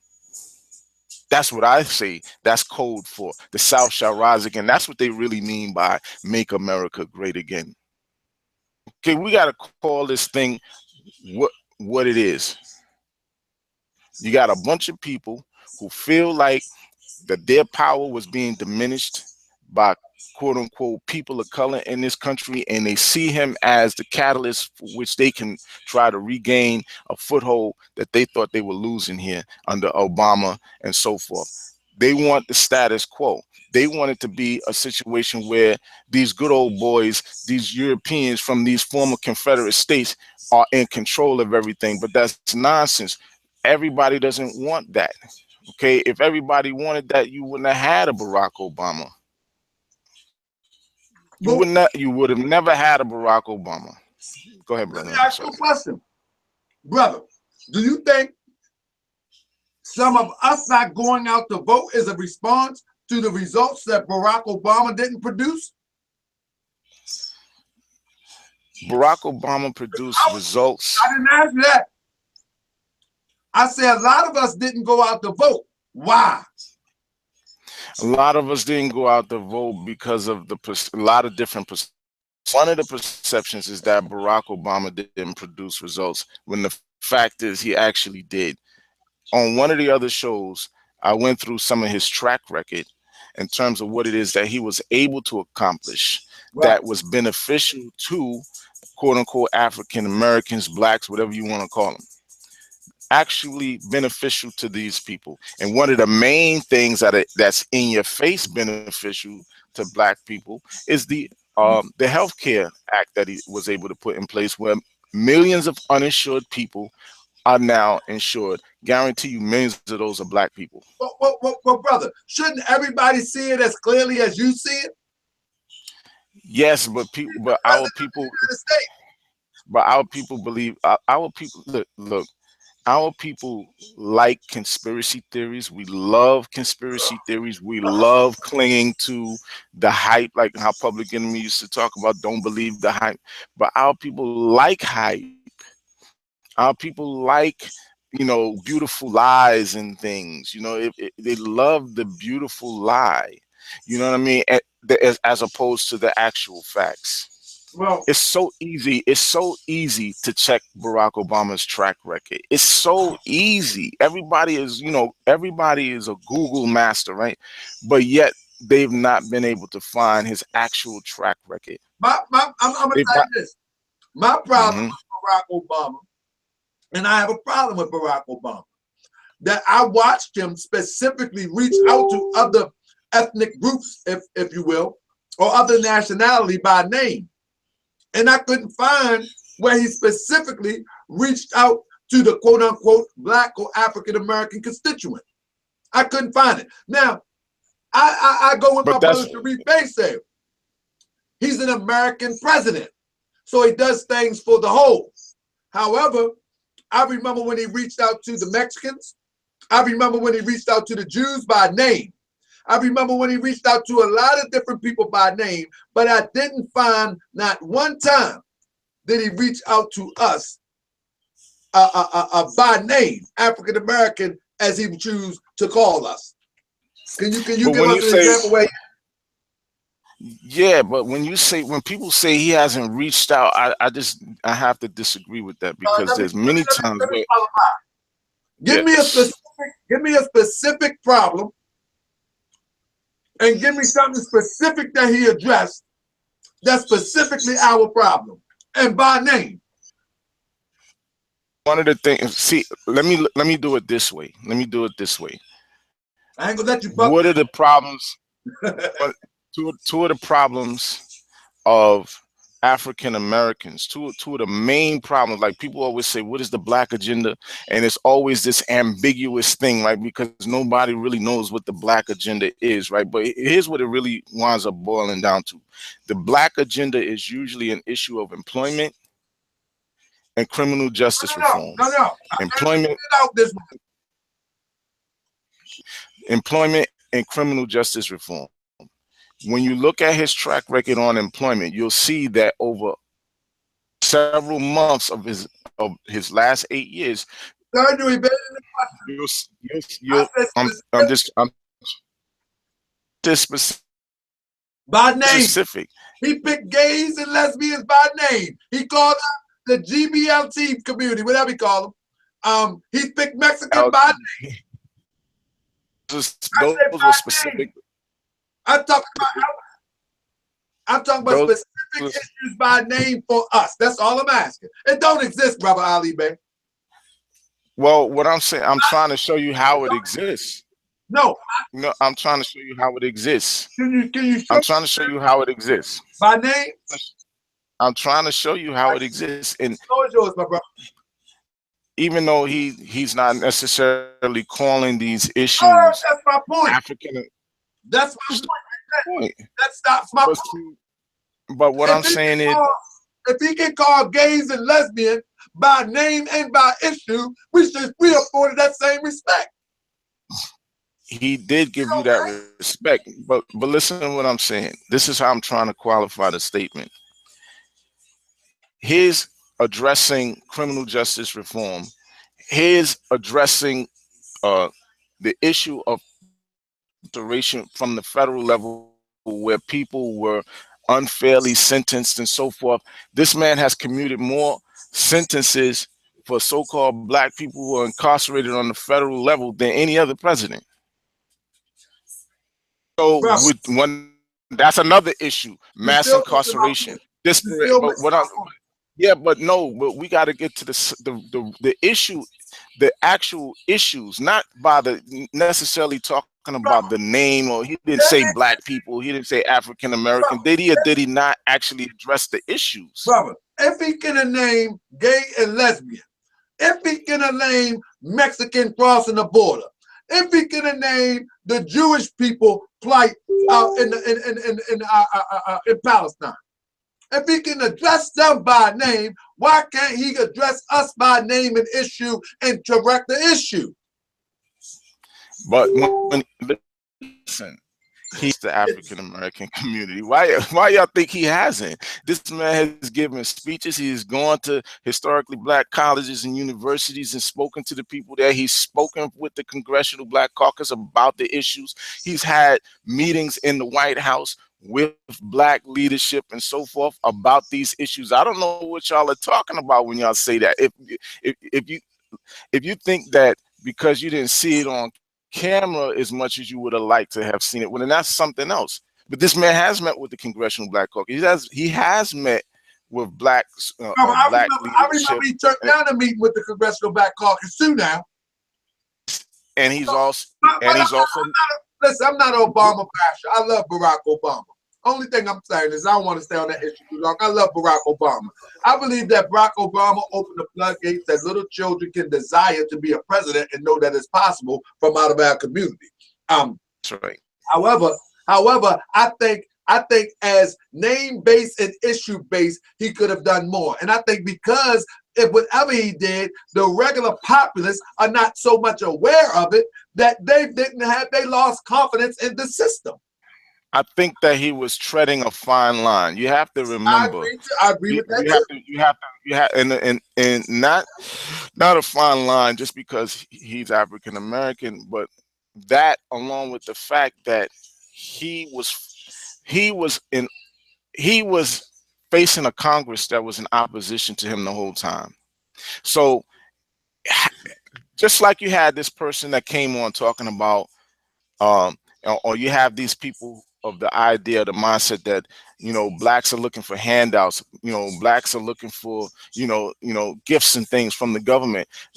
Had Barack Obama spent a lot of time addressing African Americans specifically, it wouldn't have gone anywhere, because all they would have done is the same thing that they ultimately did with a lot of what he attempted to do, which was veto stuff and push back on the things that he was trying to do that was progressive.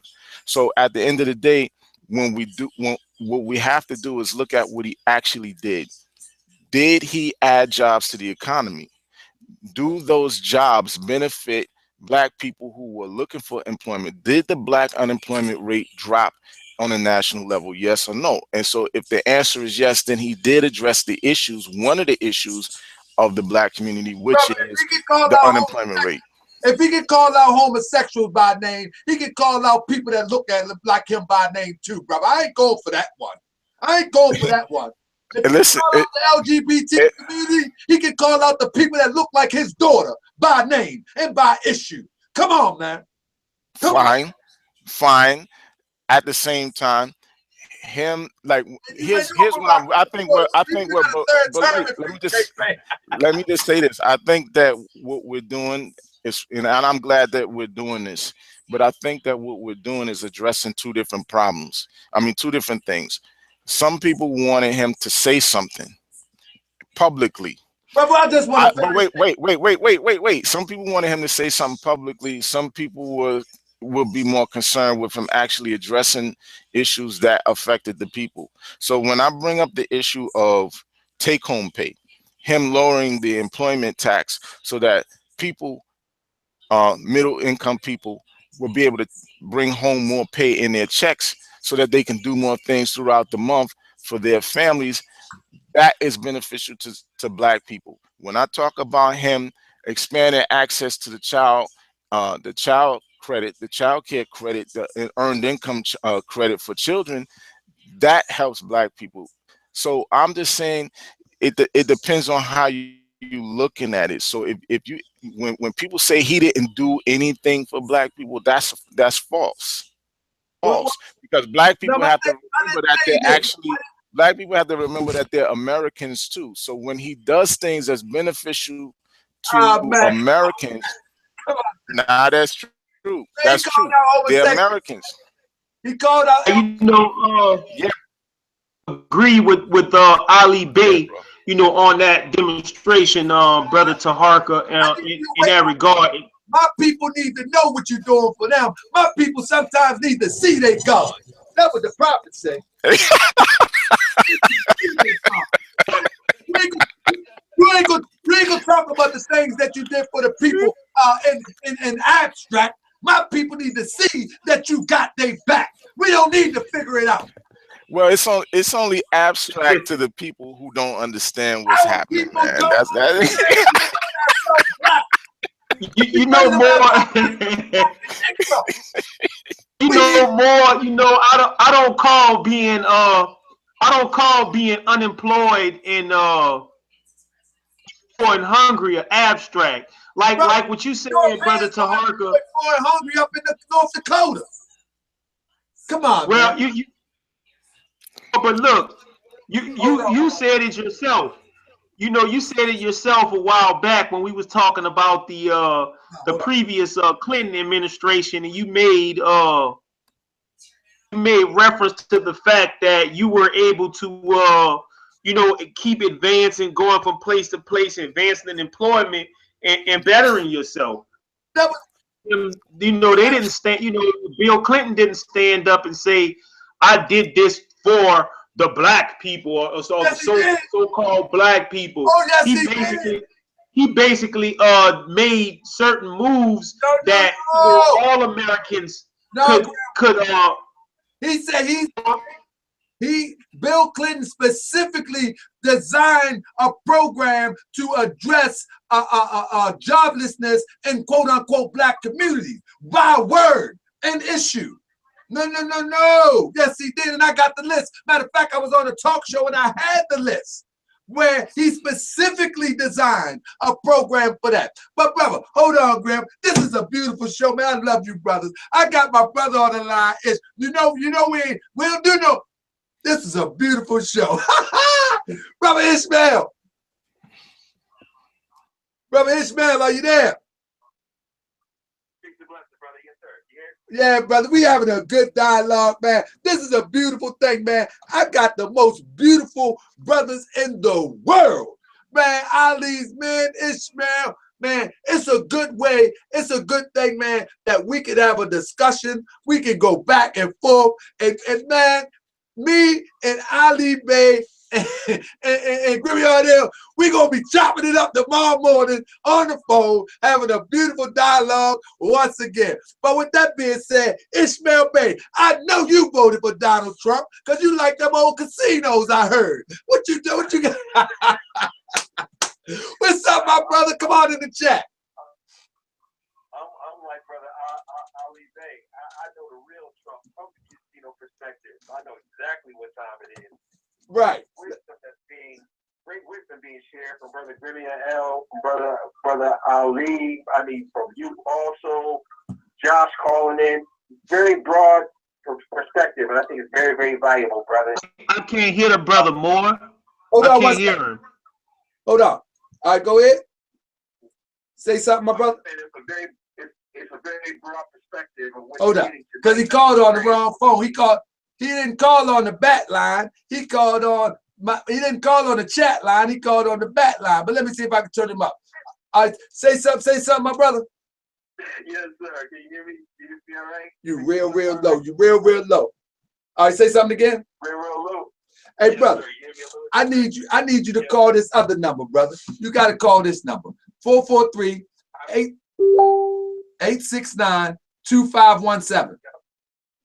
I will call it right now. Yes, sir. All right, cool. So he he's a friend of mine.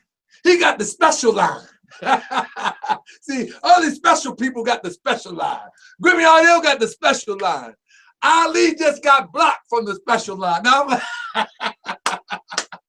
that's my brother. Oh, man, this is a beautiful show, man. Hopefully, man, we can walk away with something from this and understand that our vote do count. We running around mad, upset, disappointed, brokenhearted. But guess what? Yesterday, we was doing something else. Yesterday, we was doing something else. And now today, guess what's going on? Our people will be waiting on a news report to see how many people have been shot, how many people have been maimed, how many people have been targeted for this nonsense. And at the end of it all, we walk away with no power. At the end of it all, we walk away with no power. And this brings us back to the point that the Prophet Noble Drew Ali program is the program to put us in the position to control our communities. See, if we knew that we had a stake in these communities, we wouldn't be tearing them up. We don't believe we got a stake in them. So we tear them up. Hold on one moment. Islam, is that you, my brother? Yes, sir. Can you hear me better? Absolutely. So we got my brother Ishmael. See, I was telling the audience, brother, I said, Ishmael, my brother and my friend, he got the personal number. And Grimmy Ardell got the personal number. See, this is the Moorish World TV number. I said, but Ali Bey, he had the personal number because I just blocked him because we was going through it. Now that's my brother. My brother, That's like, big, boy.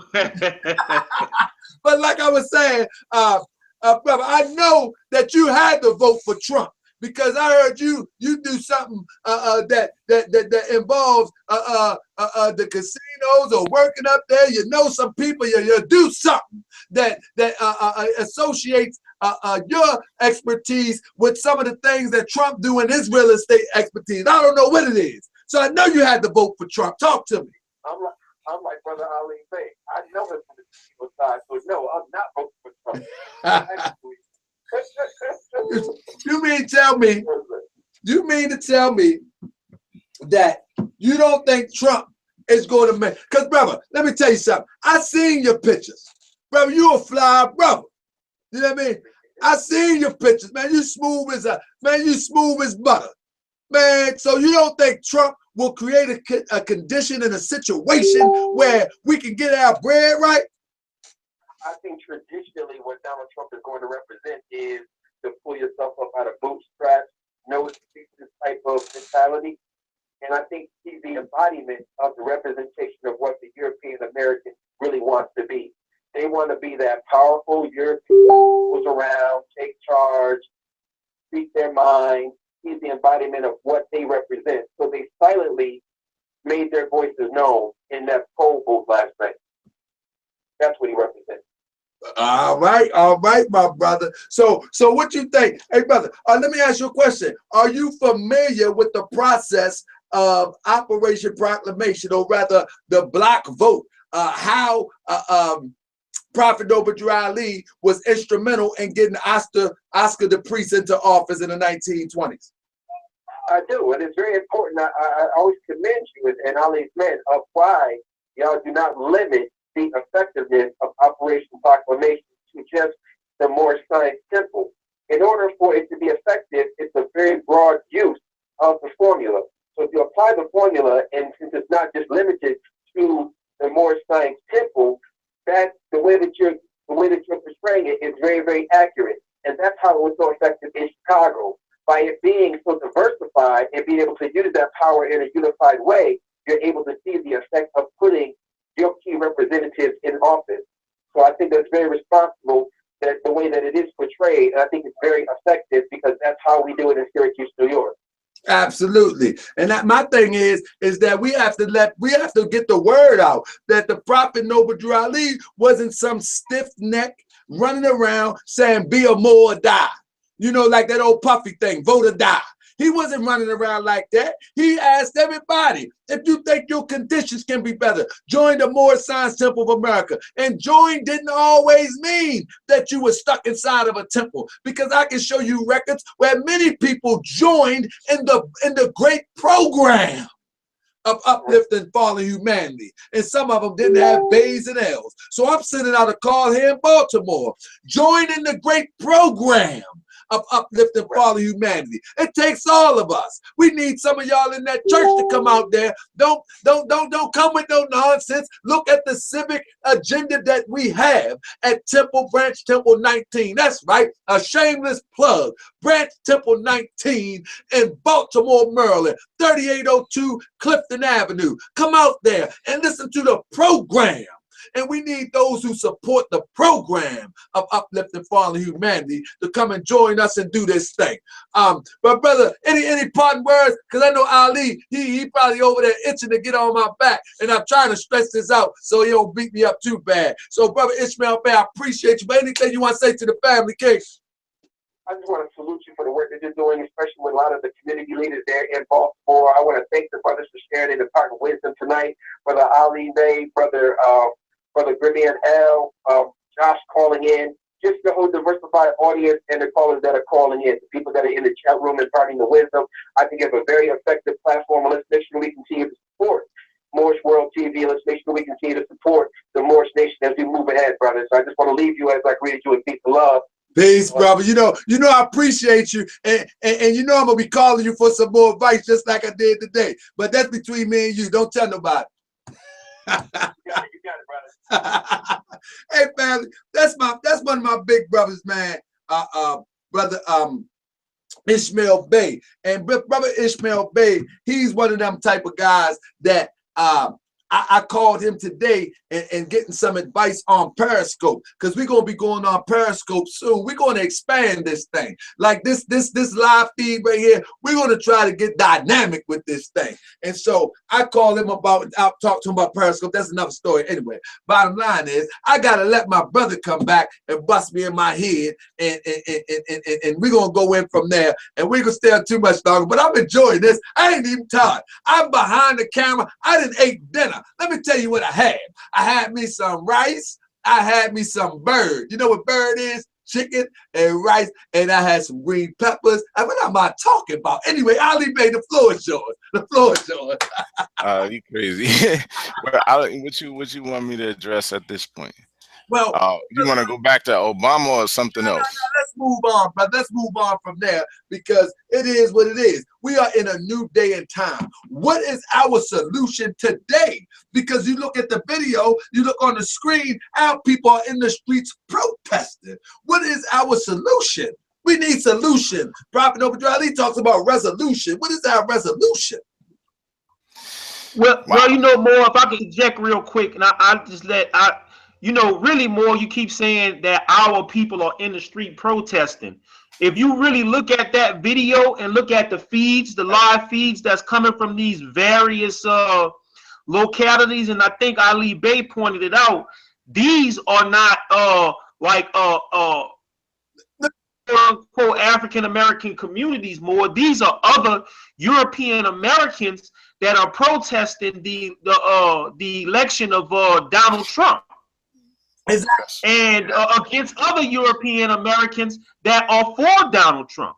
So, you know, we seeing like some interesting things more, but I just wanted to point that out. Yeah. The feed that I initially went on was they had the camera on the ground, and it was mostly our people, you know, and so that's what I was drawing off. But now, as the hours done build, you got people. Matter of fact, somebody just came across the screen with a flag.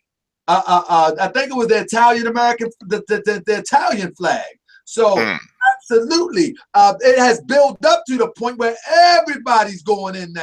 Because you know how it is. Once it start hitting that news, once it start getting on, once it start going viral here, there, and everywhere else, what happens is people start to chime in, and that's what has happened. And so now my thing is, what is our solution?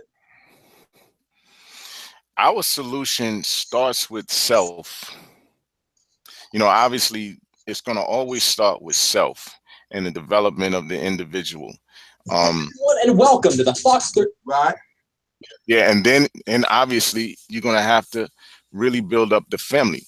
You know, the African American family, the Asiatic family, the Moorish American family, whatever you want to call it, is divided. It's broken.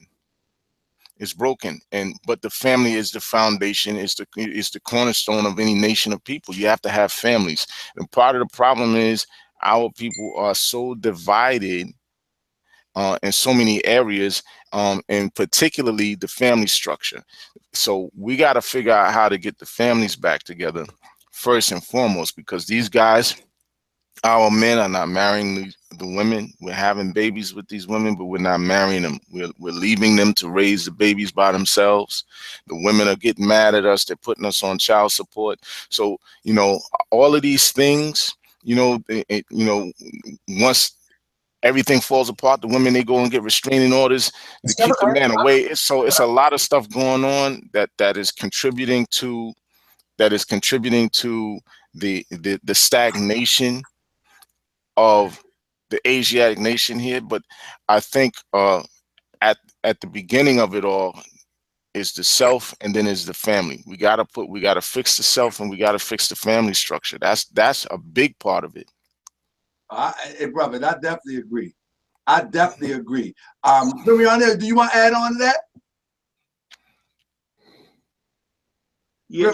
Yes, sir. More, and really, you know, really more. I'm glad Brother Ali Bey, you know, brought that up, because, you know, really, we have to be honest with ourselves, because, you know, we got to realize too that a lot of things that are happening in our communities cannot be legislated away. Right. You can't give food stamps to it. You can't give welfare to it. Actually, you know, that's really like the part of the problem.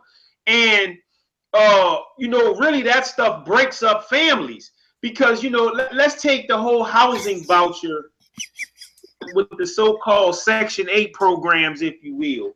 You know, I used to own a couple of rental properties, and, you know, investors, you know, I would just say, I'm going to, you know, rebuild this house. I'm going to fix it up real nice, and I'm going to rent it out. And other real estate folks used to say, well, you know, that's good, but people might not pay you. And so you put, you know, you register your rental property, you know, for Section 8, blah, blah, blah, blah, blah. So, you know, I did that with one of my investment properties. You know, I put the thing on Section 8. But, you know, I just thought that, okay, well, the Section 8 is a voucher program for people. You know, at least I know I would be getting paid, or at least a part of my rent or something. But like part of the, I don't know where it is. I don't know if it's national, but like part of the stipulation of the Section 8 voucher plan, at least when I had my rental property, the sister, the woman, if you will, had to have kids, but she couldn't have a man present, or a man couldn't be a part of the equation. Exactly. It's really like, you know, needless to say that, I basically sold my rental properties. You know, I didn't want to be a part of that kind of system.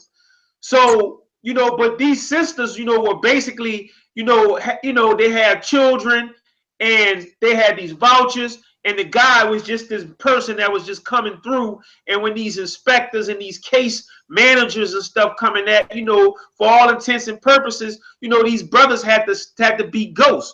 I mean, and the children see these things. These are the type of, really, you know, basically what I'm getting at, Brother Taharka, is that, you know, we can blame Donald Trump, we can blame the Republicans, we can blame the Democrats, but the bottom line more is that, you know, there is a moral dilemma in the Asiatic community, in the Afro-Asiatic community, and for the Europeans that are listening and wondering what I'm saying when we refer to our people as Asiatics, you know, the bottom line is that the so-called people that you call black, we are originally from Asia.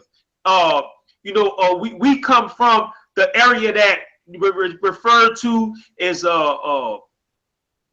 Saudi Arabia, India, Iran, Iraq in ancient times, and our people migrated into Africa, and we formed, you know, colonies, if you will. We can get into that another time to explain to them the true matter of our ancient history. But the bottom line is that, but the bottom line more is that, you know, our community, man, really have like a serious moral dilemma that stop us from coming together and stop us from doing certain things. And we really have to address the moral issue in the so-called African American community before we can keep talking about legislating away our problems. You know, I mean, you know, we can go back to the whole Lil Wayne thing and the hypocrisy of him, you know, talking about he's never had to deal with racism, and then somebody show or that he don't have anything to do with the so-called Black Lives Matter movement, and I can respect that. But somebody showed some footage of him at a concert on a thing talking about Black Lives Matter and all that stuff on stage, but yet he won't come on TV talking about, oh, I ain't got nothing to do with that. That don't affect me. You know, what kind of ignorant, immoral garbage is that? Now, I'm saying I'm not a Black Lives Matter supporter, but I'm just saying these are the hypocrites have in the community that really promote these ideas and attitudes and all of this nasty, funky stuff that we are known for, and then we expect the European Americans, no, he has his fair share of trash. Trust me. Do all of these things, and we expect these men to be right. So, issue. So I don't know if you're looking on the screen right now. We are in New York right now, and these are not all Europeans. Let's be clear. These are all those disgruntled people that Trump is in office. Now, back to what I was saying, brother, what is our solution? What solution? I'm going to tell you this, Brother Grimion, this is my solution. Starting the next few weeks in my temple here in Baltimore, I am going to brief everybody in my temple as to what our plan of action is. And our plan of action is to get feet on the ground, door to door, and begin to promote Operation Proclamation in real time. We're going to have we're supposed to be scheduled to have a giving out in front of the temple if it ain't too cold. On Saturday, we're going to have some flyers. We're going to have some leaflets. We're going to have some stuff in front of the temple. We're going to bring the grill out, and we're going to give away some things, and we're going to talk about Operation Proclamation, how we become the power. I'm so tired of us saying, let's vote for them because I like their issues. And then when they get in, their issues change. So I want to try out developing a candidate for the next 4 years, familiarizing the community with that candidate, and the community put that candidate in office. I'm talking about for 4 years, we walk this candidate through it and do it not only in my district, but in the same district as my brother as PFK Boone, in the same district as my brother is Big Wolf, one of those districts. If we can get 3 districts on the same page, start now. The next election cycle, we can have our person in office to represent us and move forward. So my thing is, my brother, what other solutions can we bring to the table? Economic, whatever. What else can we do and start now? Brother Grimmie first. What do you think, brother? More. This is my solution. I can understand, what you're talking about the temple, but I'm going to go down a unit smaller than the temple because the temple basically is an extended or supposed to be an extended family, But the reality of it is that I think that everybody should go to their individual family unit, and with the male and the females being the head of the household. I think that everybody needs to make a plan. And it's just Grimmie L speaking, not just a political plan on who they're going to support, because, for the most part, we just come at the end of the election season. So, we're going to wait a while or whatever for, some more local elections that's could probably be coming up. So, we got a while to do that. But to answer your question, I think that we should go back down to the family unit, and people need to start making economic plans for their individual family units on what they're going to do within the next few days, months, and years, to make to make themselves viable. Because really, man, money talks. And what we need, we could talk about the temple and all of that good stuff, but at the end of the day, man, what we need is wealthier families. Put some, get some. Hold up, more. Hold up. The bottom line is we can become wealthy, but without a goal and without no objective to do the proper thing. Look, more. I understand that. You asked me what my solution is, and I'm giving you my solution. We can talk about the temple. I believe the Prophet Noble Drew Ali have the ultimate solution. So You asked me my solution. So I'm telling you more that I believe that individuals in their family units as well, supplemented by, by basically what I'm saying is the individual start working their programs and putting programs in effect. And by doing that, in essence, if they are members of the Moorish Science Temple of America, that by extension makes the Moorish Science Temple better. It makes Operation Proclamation better. It makes Ali's men better, because basically you have families that are creating wealth, and they'll have more money to contribute to these programs to make them more effective. Right. Okay, I got you, my brother. Mm-hmm. The ultimate thing is that I'm saying is that if we do not implement the Prophet's program, we might as well just join all these civic organizations, all of these programs, all of this little in-house things, but without infinite divine structure with a guaranteed end result, we're going to find ourselves going in circles. That's just my opinion on that. So I believe that the Prophet Noble Drew Ali's program, if taught properly, and if implemented properly, is very effective for the infinite future. I just don't think a lot of people understand the program. That's my thing. So even when the families get themselves together and they build economic wealth or whatever, what they gonna do with it? Be selfish? Pass out sugar to one knock on the door and borrow sugar again? Or will we put out No, but political power? I think what Brother Grimion L is explaining is the families are what makes the communities.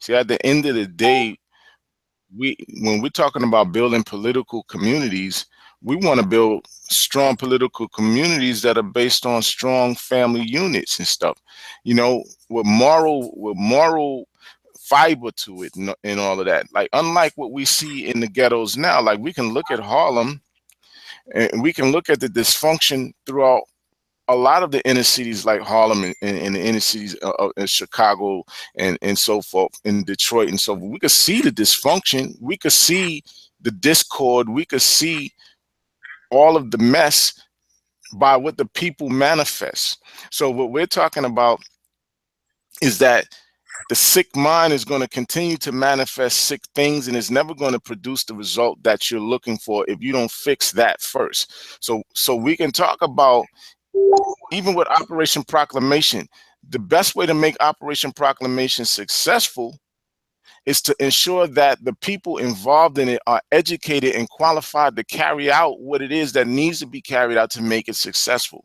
Because if we're dealing with a bunch of uneducated people, uninformed people who cannot properly function as a well-informed electorate on any level, you're not going to be able to produce the result that you want to produce. There are a lot of people who came with great ideas on a civic perspective, but that's if what leaders are for. Everybody ain't gonna be the leader. The leader have to translate the people's issues. That's what leaders are for. True indeed. But one of the things about civics is they teach you in civics classes, and you know, you'll learn this kind of stuff in civics and in your early political science courses, is that a well-informed electorate is the best thing, particularly when you're trying to create block voting. So it's not just the leader, because if you cut the leader down, the rest of the thing can fall apart. It's always best when you have a well-informed unit, so that it's not dependent upon just one person, but everybody's functioning. Everybody can play a strong, integral role in the advancement of the group. That way, we're not waiting for one savior. We're not going to get mad at Barack because Barack didn't save the entire black race, when the fact of the matter is the black race is the problem, because they're the ones who are unenlightened and uneducated in the things that they need to be educated in. So that's what we're talking about. So the big part of it is education. A big part of it is the family structure being strengthened, and making sure that the moral fiber within the family structures are there, like the Circle 7 Quran gives us what we need in these areas.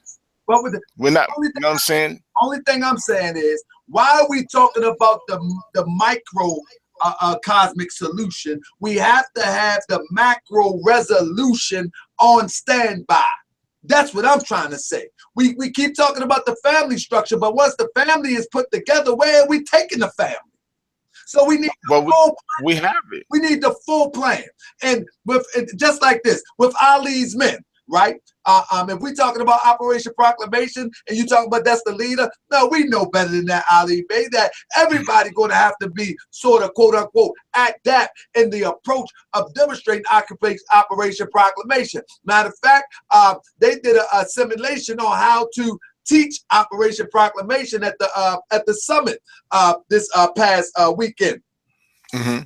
Ali's men is everybody in Ali's men can hold their own. If somebody asks you the leaders of Ali's men, they might say Brother Sharif. Sharif gonna look at you like you crazy. Do you see what I'm saying? Because everybody can hold their own. So most definitely we will have leaders that will be able to perpetuate OP. But what I'm saying, we need an end result. I think too long, this is just my opinion, I think too long we have been taking vague stances. We have been taking vague stances on, hold on one second. I think we have been taking vague stances on how to repair our communities. And I think everything is relative. However, what happens when that family unit get intact? What do they do next? Then I'm talking about the next. I'm talking about the political power. I'm talking about the economic building. I'm talking about God first, family, society, and move forward. So we need the whole thing. We need to overhaul the whole thing. Yes, indeed. But you have to start somewhere, right? And so, you know, one of the, you know, I love the Michael Jackson record, Man in the Mirror. It's so profound. It's so profound. It's like it's one of my favorite songs. He says, if you want to make the world a better place, take a look at yourself and make the necessary changes that's needed in order for you to be the productive, progressive citizen in this society that can contribute not just to your family, but also to your community, so forth. So everything is going to always come back to the self, even with Operation Proclamation. I was about to hit you with that. You're absolutely right, brother. Absolutely right. You know, and I'm gonna let you go with this. We say that we believe in a divine prophet. We say that Prophet Noble Ali is the man, that he's plugged in, that he is the one with the answer. How did the prophet begin to uplift Moorish Americans? By teaching them to be themselves. You know what I'm saying? So that's one of the first things that we must do. And that is a divine connection to the Moorish Science Temple of America. Also, everything else hinges upon that. Because if we don't know ourselves, anything we're going to do, it probably won't last long, or it probably bring us more misery than joy. That's all we're saying. See, so it's not that we're not in line with what the prophet was teaching. We just, it's like, you know, sometimes let me just use this because to Harker, you're a musician, so you'll understand this analogy. No. When I first started to learn how to play, because I play keyboards, I also play the bass, I play the guitar, right? When I first started learning how to play the bass, right, my father was teaching me, because my father was a old blues and gospel musician from South Carolina, right? So he was teaching me how to play the bass, right? And he was trying to teach me the rudimentary components of playing. Like, in other words, he wanted to teach me the scales. He wanted to teach me the major scale, the minor scales, and so forth, right? But my thing was, I wanted to play the songs that I heard on the radio. I wasn't concerned with the scales. But the thing is, what he was trying to get me to understand was that the songs that I heard on the radio were composed by way of the scales that he was trying to teach me. So he's like, once you learn these scales, you'll be able to play any of these songs. So I'm just trying to say that there is always a starting point. And so what we're trying to say is the starting point is the self, and then ultimately your family, and then from the family to your neighborhood, from the neighborhood to your community.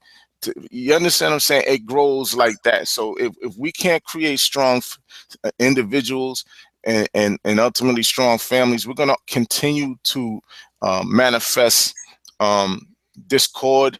We're going to continue to manifest division.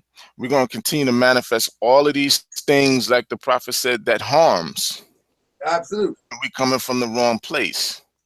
Absolutely. And I definitely agree. And my whole stance is this, is that we are being supporters, members, sympathizers, and advocates of the prophet's program. We must keep that program front and center. Because we believe that program is from God. And now we don't have to use the Moorish vernacular all the time, but we have to use our Moorish common sense all the time. So at the end of the day, there is only one way out of this. That's my thing. Now, do we have to use the Moorish vernacular to tell the program how to get out of it? No, everybody's not going to get it in the Moorish vernacular. But is it still the Moorish plan? Yes. That's it. Allah, God sent us a prophet. He sent us a prophet to bring us up out of this mess. And if we put that plan on the sideline, we're not coming up out of this mess. It is what it is. When we talk about Operation Proclamation, we're talking about something that Prophet Noble Drew Ali demonstrated, and that's Ali's men coined it Operation Proclamation. We're not talking about some rinky-dink little plan that we just seen that somebody happened to do. Prophet Noble Drew Ali demonstrated, which that signifies that's a prophecy that we must fulfill in order to be successful. So we can't take one without the other. It's kind of like I was talking to a female at one time, right? And she told me, she said, I want to be with you, but you all about the Moorish science tip of America. And you need to make some time for me. That's what she said. And I said to the sister, I said, listen, spend some time with me as I spend time doing my thing with the Moorish science tip of America, and we'll have plenty of time together. Because I can't separate the two. You see, and that's the same thing with our salvation and our solution. It has to be within the confines of the prophet's program, or it ain't going to work, or it ain't going to last. And like I said, you don't need to put Moorish vernacular on it all the time. Just use it in wisdom. You follow me? Mm-hmm. Mm-hmm. Right, Grim at? I guess he's still on.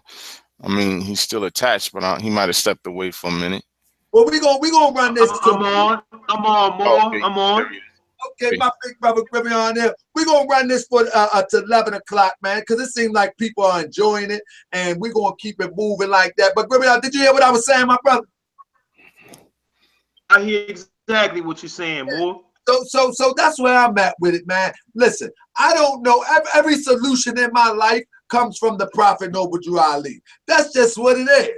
And from the Prophet Noble Drew Ali, it actually comes from God Allah. You understand what I'm saying? Now, when somebody asks me for advice all the time, do I say somebody who's not unfamiliar with the Moorish Science Temple of America? Do I say, well, you know, in the chapter the life of works of Jesus in India, it says this. They look at me like I'm half crazy, but I can use that same resolve and give the same message because it's universal. So that's all I'm saying, that when we talk about a solution, we must remember that the end resolve is the prophet's program. And that's just where I'm at with it. Yes, indeed. No doubt, man. No doubt. My brother Grim up in the chat. I know Grim up in the chat. He like to be in that chat. Stop messing with people in the chat. Talk to me. Yeah, but I think this was a beautiful show. Grim, you there? Yes, sir. I'm good. I'm good. I'm looking for those white supremacists in the chat, more. I think they disappeared. I think my brother banged them out. You know, more. But look, you know, I like engaging them more. You know, I really like getting their mind state and how they feel. You know, I'd rather, you know, deal with them, man, than deal with that other cat that we was dealing with the hockey mask. You know, with the red, black, and green. You know, I like engaging them in you know, their ideas on how they feel about this thing, because, you know, more really, you know, when it all down to it, you know, what we really have is like I was saying earlier, you know, we kind of like making it an Asiatic versus a European versus you know, the Mexican American. But the bottom line, more, is that Trump turned blue states, and when I knew it was done, when he turned Ohio red, I knew it was done. And you know, we basically, like I was saying, is that I don't think that, you know, we know that at the root, we talked about the European racists that's supporting the thing. Precincts went to Barack Obama 8 that Trump had in 2016, and I think Brother Hawk had pointed that out as well. Repeat that, Grimmy. Repeat that, because you broke up. Just say that again about the precincts. Right. I was basically saying that Donald Trump won entire precincts and counties that Barack Obama in 2008. So take those things into consideration to really see that number one, of course, you know, he basically galvanized, like the brother was saying, he galvanized the rural American vote and re-galvanized that community by some of the rhetoric that he was talking. But at the same time, you know, Barack Obama stumped opponents in a lot of these areas. And Donald Trump literally took Ohio. This is something that is crazy. And I think I think it was Minnesota.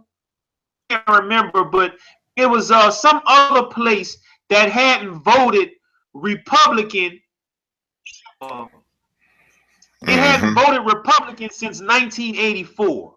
Now, see, what we really seeing is the fact that a lot of the people in the Democratic Party, with all of the predictions, them people had predictions, polls, and everything else saying that Hillary Clinton was going to win. But what we really saw, the eye opener for me, more, I'm not going to lie. What we really saw is that the white Americans or the European Americans, Democratic Party, I believe, saw early on in the game that they was like that candidate that was being pushed to the forefront of the Democratic Party because of her powerful friends and her marriage to a former president. And also, you know, we need to talk about another thing that we hadn't talked about really. I can't even really call it voter apathy. It just like a lot of this stuff that you see on Facebook and YouTube and stuff, and we really address some of this stuff. There's a lot of ignorance. I think Ishmael talked about it too. But I know for a fact, me, Ali, and I talked about it. There's a lot of Asiatic people in these so-called conscious communities, and this is something that's not really talked about, because you know a lot of these people use these highfalutin titles and language and talk about these obscure facts or things that make themselves look smart, but these people are dumb as a bag of rocks. Now this is Zachary Grimion. This is Grimion L speaking. A lot of these so-called Black Power or Huru Sasa, Black Fist, Black, and Moors too, is the day is long. And you know they have Moors and stuff like that who really, and also too like these different black and so-called black intelligentsia and stuff like that. The whole Nick Cannon movement with withdrawal. I think this also had a effect on as well as far as our turnout. Not only did these people take the White House, they took the the House Congress, of Representatives as well. So that really shows you that really a lot of our people didn't show up to the polls, and a lot of people was just talking this garbage about stuff, and we addressed it. These people actually believe that the Electoral College elect the president of the United States and is not based upon voter activation and voter participation. It's crazy. Right. You know, these people not reading the Constitution of the United States of America. They don't understand the 12th Amendment to the Constitution that provides for the election of these said vice presidents. These people are just ignorant more, and they were just saying, see, I told y'all, it's the Electoral College, like we talked about a couple of shows ago, is based upon the congressional districts. And however the people will vote in these, the numbers is given according to the congressional districts. Vote if the particular candidate win that state, then the electors are obligated to vote along lines with the majority of the people. So in other words, winner take all. And if there's a anomaly, if you will, that an elector say, I don't care what the people saying, I'm voting, those people actually get fined. Like Ali Bey was talking about, those people get fined for taking that action. So, you know, we really have to not address, but because, you know, people going to do what they're going to do, but we really need to talk about the dynamic in these so-called conscious community of these dumb people who put forward these ignorant formed ideas and think they saying something deep. Well, brother, the thing is this. Again, I like to say on Moorish World TV that those that are in those communities, I have no problem with them. My problem is with the ideology that think it's progressive. That's my problem. You know, so I don't even, I love people who organize, but now elevate your ideal. And I think that's what Ali's men have to do. We don't have to personalize people maybe stunted or we feel undeveloped ideal. What we have to do is we have to look at the ideal and we have to develop that ideal, which they think is theirs, to a Moorish science, common sense level. And I'm just talking to an intellectual level. I call it more science. But in reality, we need to look at people's ideals as it relates to our people. Because let's be honest, some people will give their life for these misconceptions. So that means that they believe it. Some of us are playing games, yeah, it's true. Some of us do it for YouTube views. Some of us do it for likes on Facebook and this, that, and the third. But a nice portion of us believe in some of these underdeveloped ideals. And that's where if we say that we have been visited by a prophet of God, that we have this information, then we need to help grab that ideal, develop that ideal, and show and prove that that ideal is actually worthless without the evolution of the ideal. You follow what I'm saying? So that's our job. Anybody there? Y'all left me? Yeah, nah, we here, brother. Just listening. I'm just listening. And I was actually reading something while you were talking. Yeah, you understand what I'm saying about that, though, my brother? Because I think sometimes we take this thing too personal, you know, and we expect everybody, because some of our people will talk super crazy. We know this. There was a time when we talked a little bit crazy at some point in time, I think. You ever talk a little bit crazy sometime in your life? I still do sometimes, I guess, you know. To somebody, I guess I talk crazy. Yeah, so that's what I'm saying. If we say that we are conscious, then it's our job.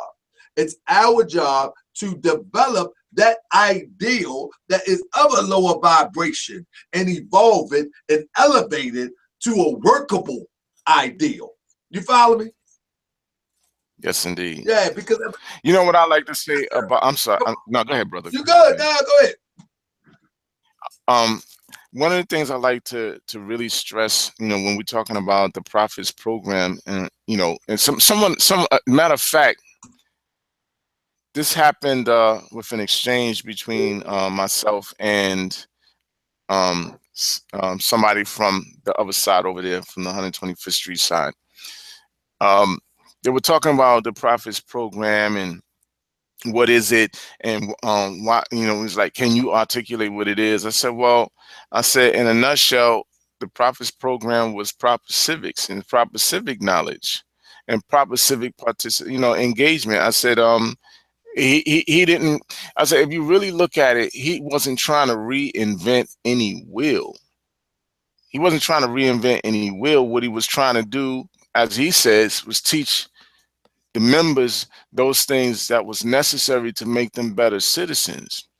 And so understanding that, and understanding that he established the organization first as a civic organization, and we know that civics is the branch of political science that deals with the rights and responsibilities of citizenship, then we know that from a civic perspective, his program was rooted in trying to make our people better citizens, teaching them the things that they need to know to make them better citizens. And so I'm just saying that just to reiterate the point that I was making earlier about teaching teaching our people the things that they need to know to make them better citizens, so that when they do engage, they're engaging from an enlightened level and not from, as a matter of fact, a sister asked in the Ali's Men group, a free national ballot. She was like, what is a free national ballot? Is it different than the ballots that's given out at the polls? I'm like, nah, the casting a free national ballot, I said, from my estimation, and this is just me talking. From my estimation, casting a free national ballot had more to do with speaking to the mind frame or the headspace of the people who were casting the ballots. Were they an informed, an educated and well-informed electorate who was voting their interests, or are they an uninformed, uneducated group of people who are just voting for the sake of voting? That's, to me, one way of doing it. When you're doing it with a goal, like you talk about, Brother Tahaka, we have to do this with a goal in mind. We have to have an agenda in place. When you do it that way, that's free national, casting a free national ballot, when you're voting with an agenda, because now you're voting with a free mind and a nationalistic mind, as opposed to a slave mentality where you're not thinking as a free national individual, but as a slave, and you're just voting just for the sake of voting, with no goal, no agenda, no particular interest for your group of people.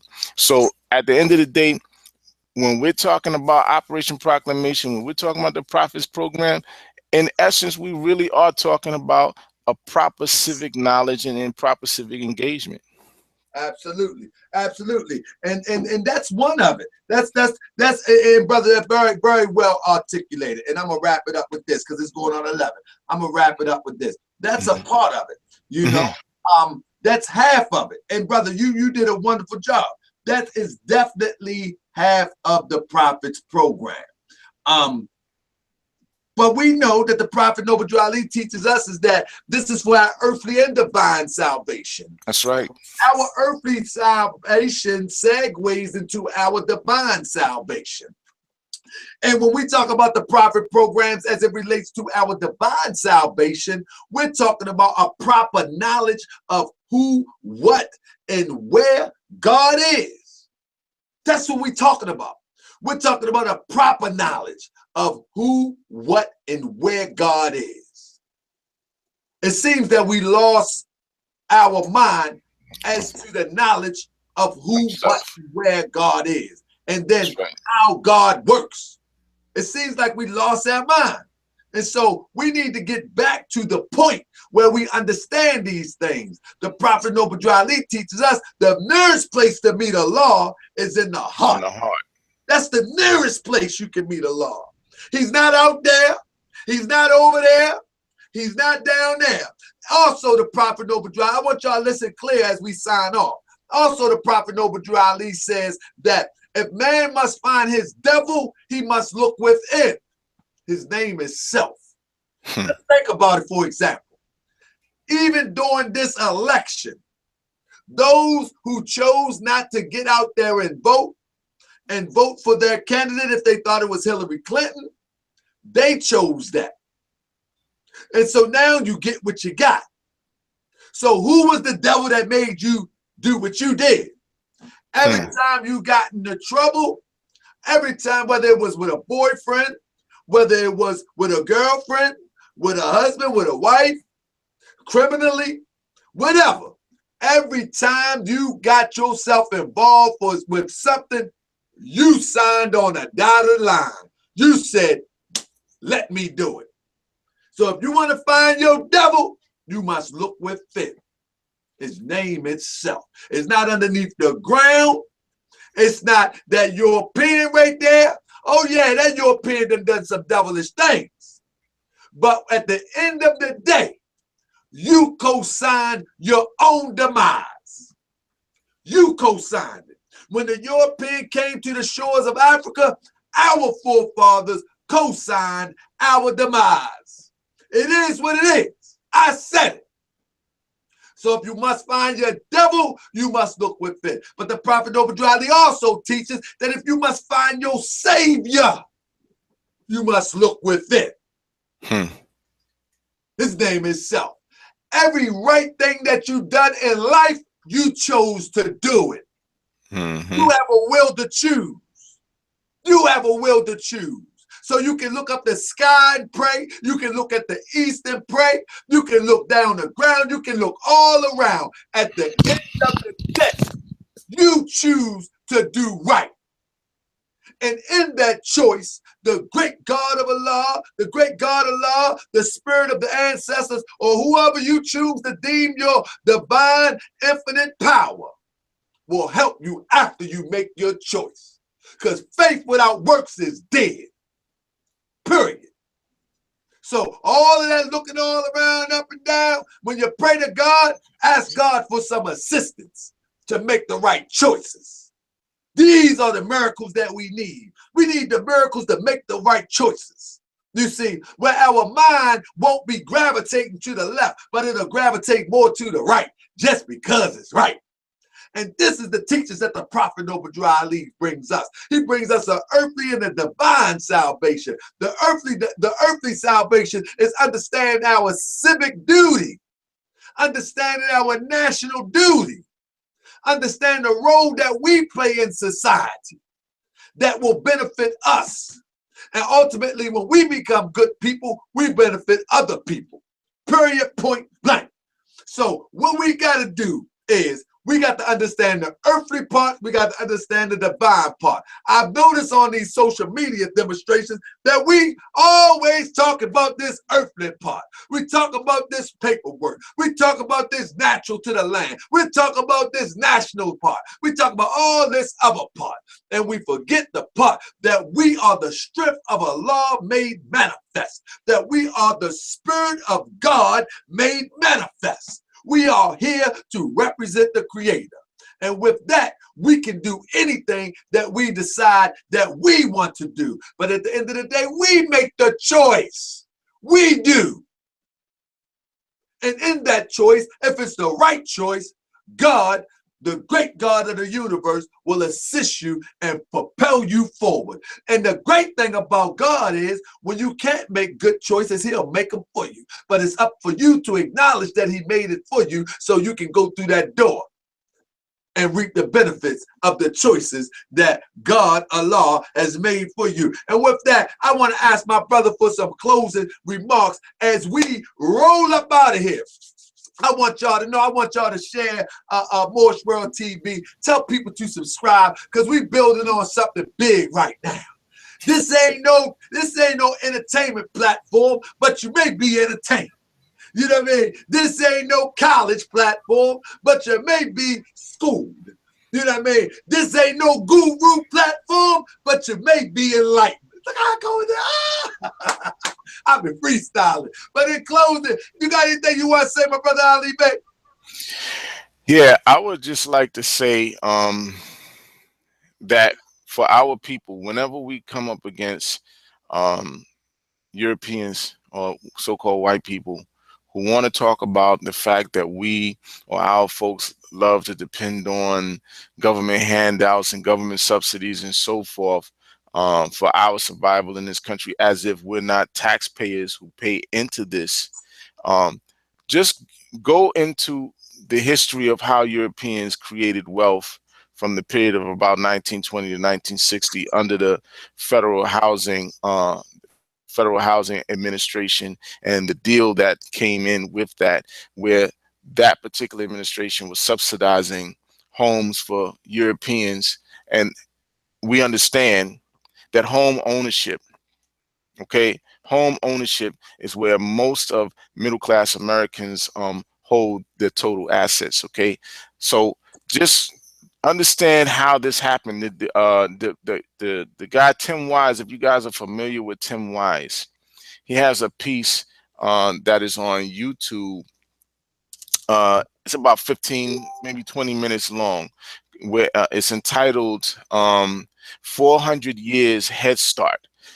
If you look that up on YouTube, 400 Years Head Start by Tim Wise, he goes through explaining exactly how Europeans from this time period, using government subsidizing, acquired wealth in this country, but now want to try to shame you for using or accessing these resources that you actually fund through your own tax dollars.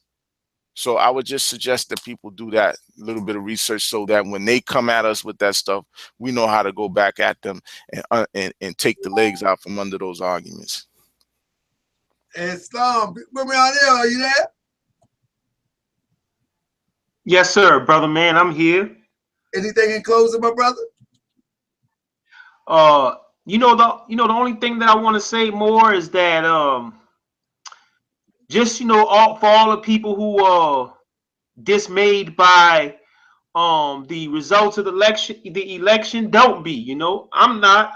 When I walked off duty yesterday with a straight face. I'm not long faced. I'm not crying. I'm not hollering, because we got to realize that even though Hillary Clinton lost the election, she's gone back home, a rich millionaire, and they still gonna be getting their money and doing their thing, so they gonna be all right. So but as far as like the average man and woman out there, don't cry about that stuff. They have politicians and reporters and stuff of our persuasion who was out there. We gonna be all right. So I'm not even tripping off of it, And I'm gonna say that don't be surprised if the if something else happens in regard to the presidency. That's all I'm gonna say. But don't be dismayed. Just keep on working. What they say: work your plan your work, and work your plan, and all will be well. It's not the only thing in the world. We looking for free national standards and power. So we gonna be all right. Local elections coming along, put some mayors in office, and we'll get some stuff done. It ain't the end of the world. That's right, my brother. And with that, I'm gonna say this with closing, man. I really enjoyed y'all. I really enjoyed y'all tonight, and I usually would have been gone at 10 o'clock. I like to stay as long as I can, but I do a lot. I do a whole lot, and you are the fuel to fire my engine, so to say. And this is a beautiful thing when we can have a conversation and not worry about the detractors, because man, I believe in the wisdom of being in the world but not of the world. I'm not connected to them detractors. It don't bother me at all. I'm good. At the end of the day, man, I'm like the Prophet Obadiah Ali said, man, I desire our unity. And our unity can be achieved with tolerance. We don't have to see all things alike, but give me a chance. Give a Moorish Science Temple of America brother a chance and listen to his solution, because his solution should be in accord with the Prophet Obadiah Ali's solution. And Prophet Obadiah Ali's solution is connected directly to God, the creator, him, her, who self, however you choose to characterize who you worship. And I want to say this: don't let YouTube, Moorish TV entertain you so much. If you're being entertained by Tahaka Bay, that's cool. But find yourself a true Moorish American Muslim so you can get this information that can uplift you and renew you and make you a better person.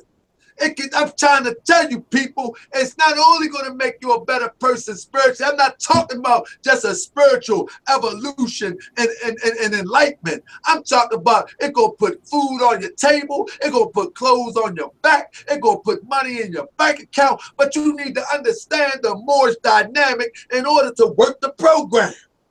Unless you like the way you live. If you're doing good, this ain't for you. But if you're doing good and you want to do better, this is for you. If you're doing bad and you want to do good, this is for you. But if you're all right, if everything fine, everything peaches and cream and rosy, you don't have no problems with your wife, you don't have no problems with your children, your bank account stacked to the ceiling, your food is stacked, your clothes is fresh, your whip is fly, you got all that. this ain't for you. You good. But if you're missing any of those things, get in touch with a brother within the thoughts or realm of the Moorish Science Temple of America. And I'm pretty sure that we can be of some assistance to take us to the next level.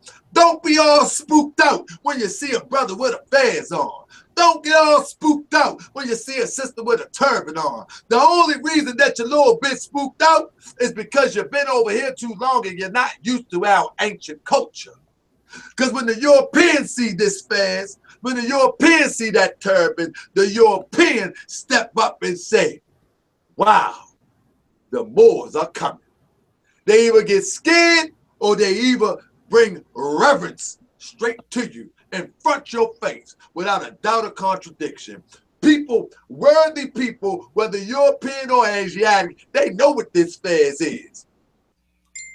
But we have been so far removed from our original self that we think this is a funny hat. We let the European put it on a monkey and we look at it like it's a monkey hat. The European has ridiculed us, has made a mockery of us, and we'll perpetuate it. We'll argue with a brother who proclaimed his nationality and put a monkey with a fez on Facebook. We done lost our mind. We'll perpetuate the lie. We got to stop this. You got to understand what this fez is. This fez right here are those who were the enlightening people of the community, were those who enlightened the community. This was the people that you went to when you wanted to know something.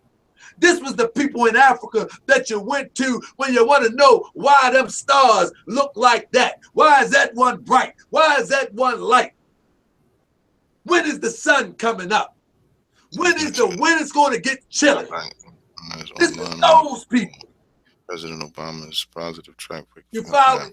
So we need to get ourselves together, people. We need to get ourselves together. We need to stop playing. And I'm telling you, if you're in Baltimore, 3802 Clifton Avenue, we're going to be there Friday at 7 o'clock, promptly. 3802 Clifton Avenue, right up in the junction. Come on up in there. I ain't going to scare you with religion.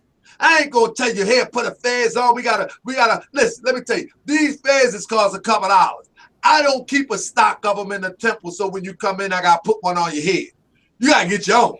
You understand what I'm saying? But just come on in. I don't keep a whole rows of fabric, so when the sister come in, I wrap her head up.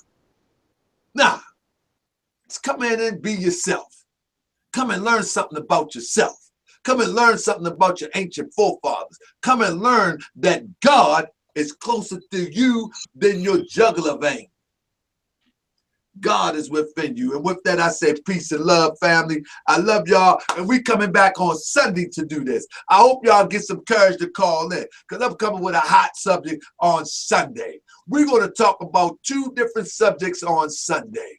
One of the subjects that I really want to address is, I want to address that, do we proclaim our nationality by saying it, or is it some ritual, some routine? Is it some document? Is it some things that we have to do besides just say we're Moorish American? What did the Prophet Noble Drew Ali do? Did the Prophet Noble Drew Ali give us some form of ritual? Did the Prophet Noble Drew Ali say, file this paperwork with these people? What did the Prophet Noble Drew Ali say? Because that's what I strive to. I strive to understand what the Prophet Noble Drew Ali did and said, so I can duplicate it, because he says, imitate I the prophet. Hopefully I have my brother Ali Bey on. Hopefully I have my brother Sharif on, Rimion L. Hopefully they're free. But if they're not, we're going to talk about it. What did the Prophet Noble Drew Ali do? Because what he did is what's going to make us successful. And when I say peace, Islam, Moorish World TV, we got you. I like that. Let me do it one time. Moorish World TV, we got you.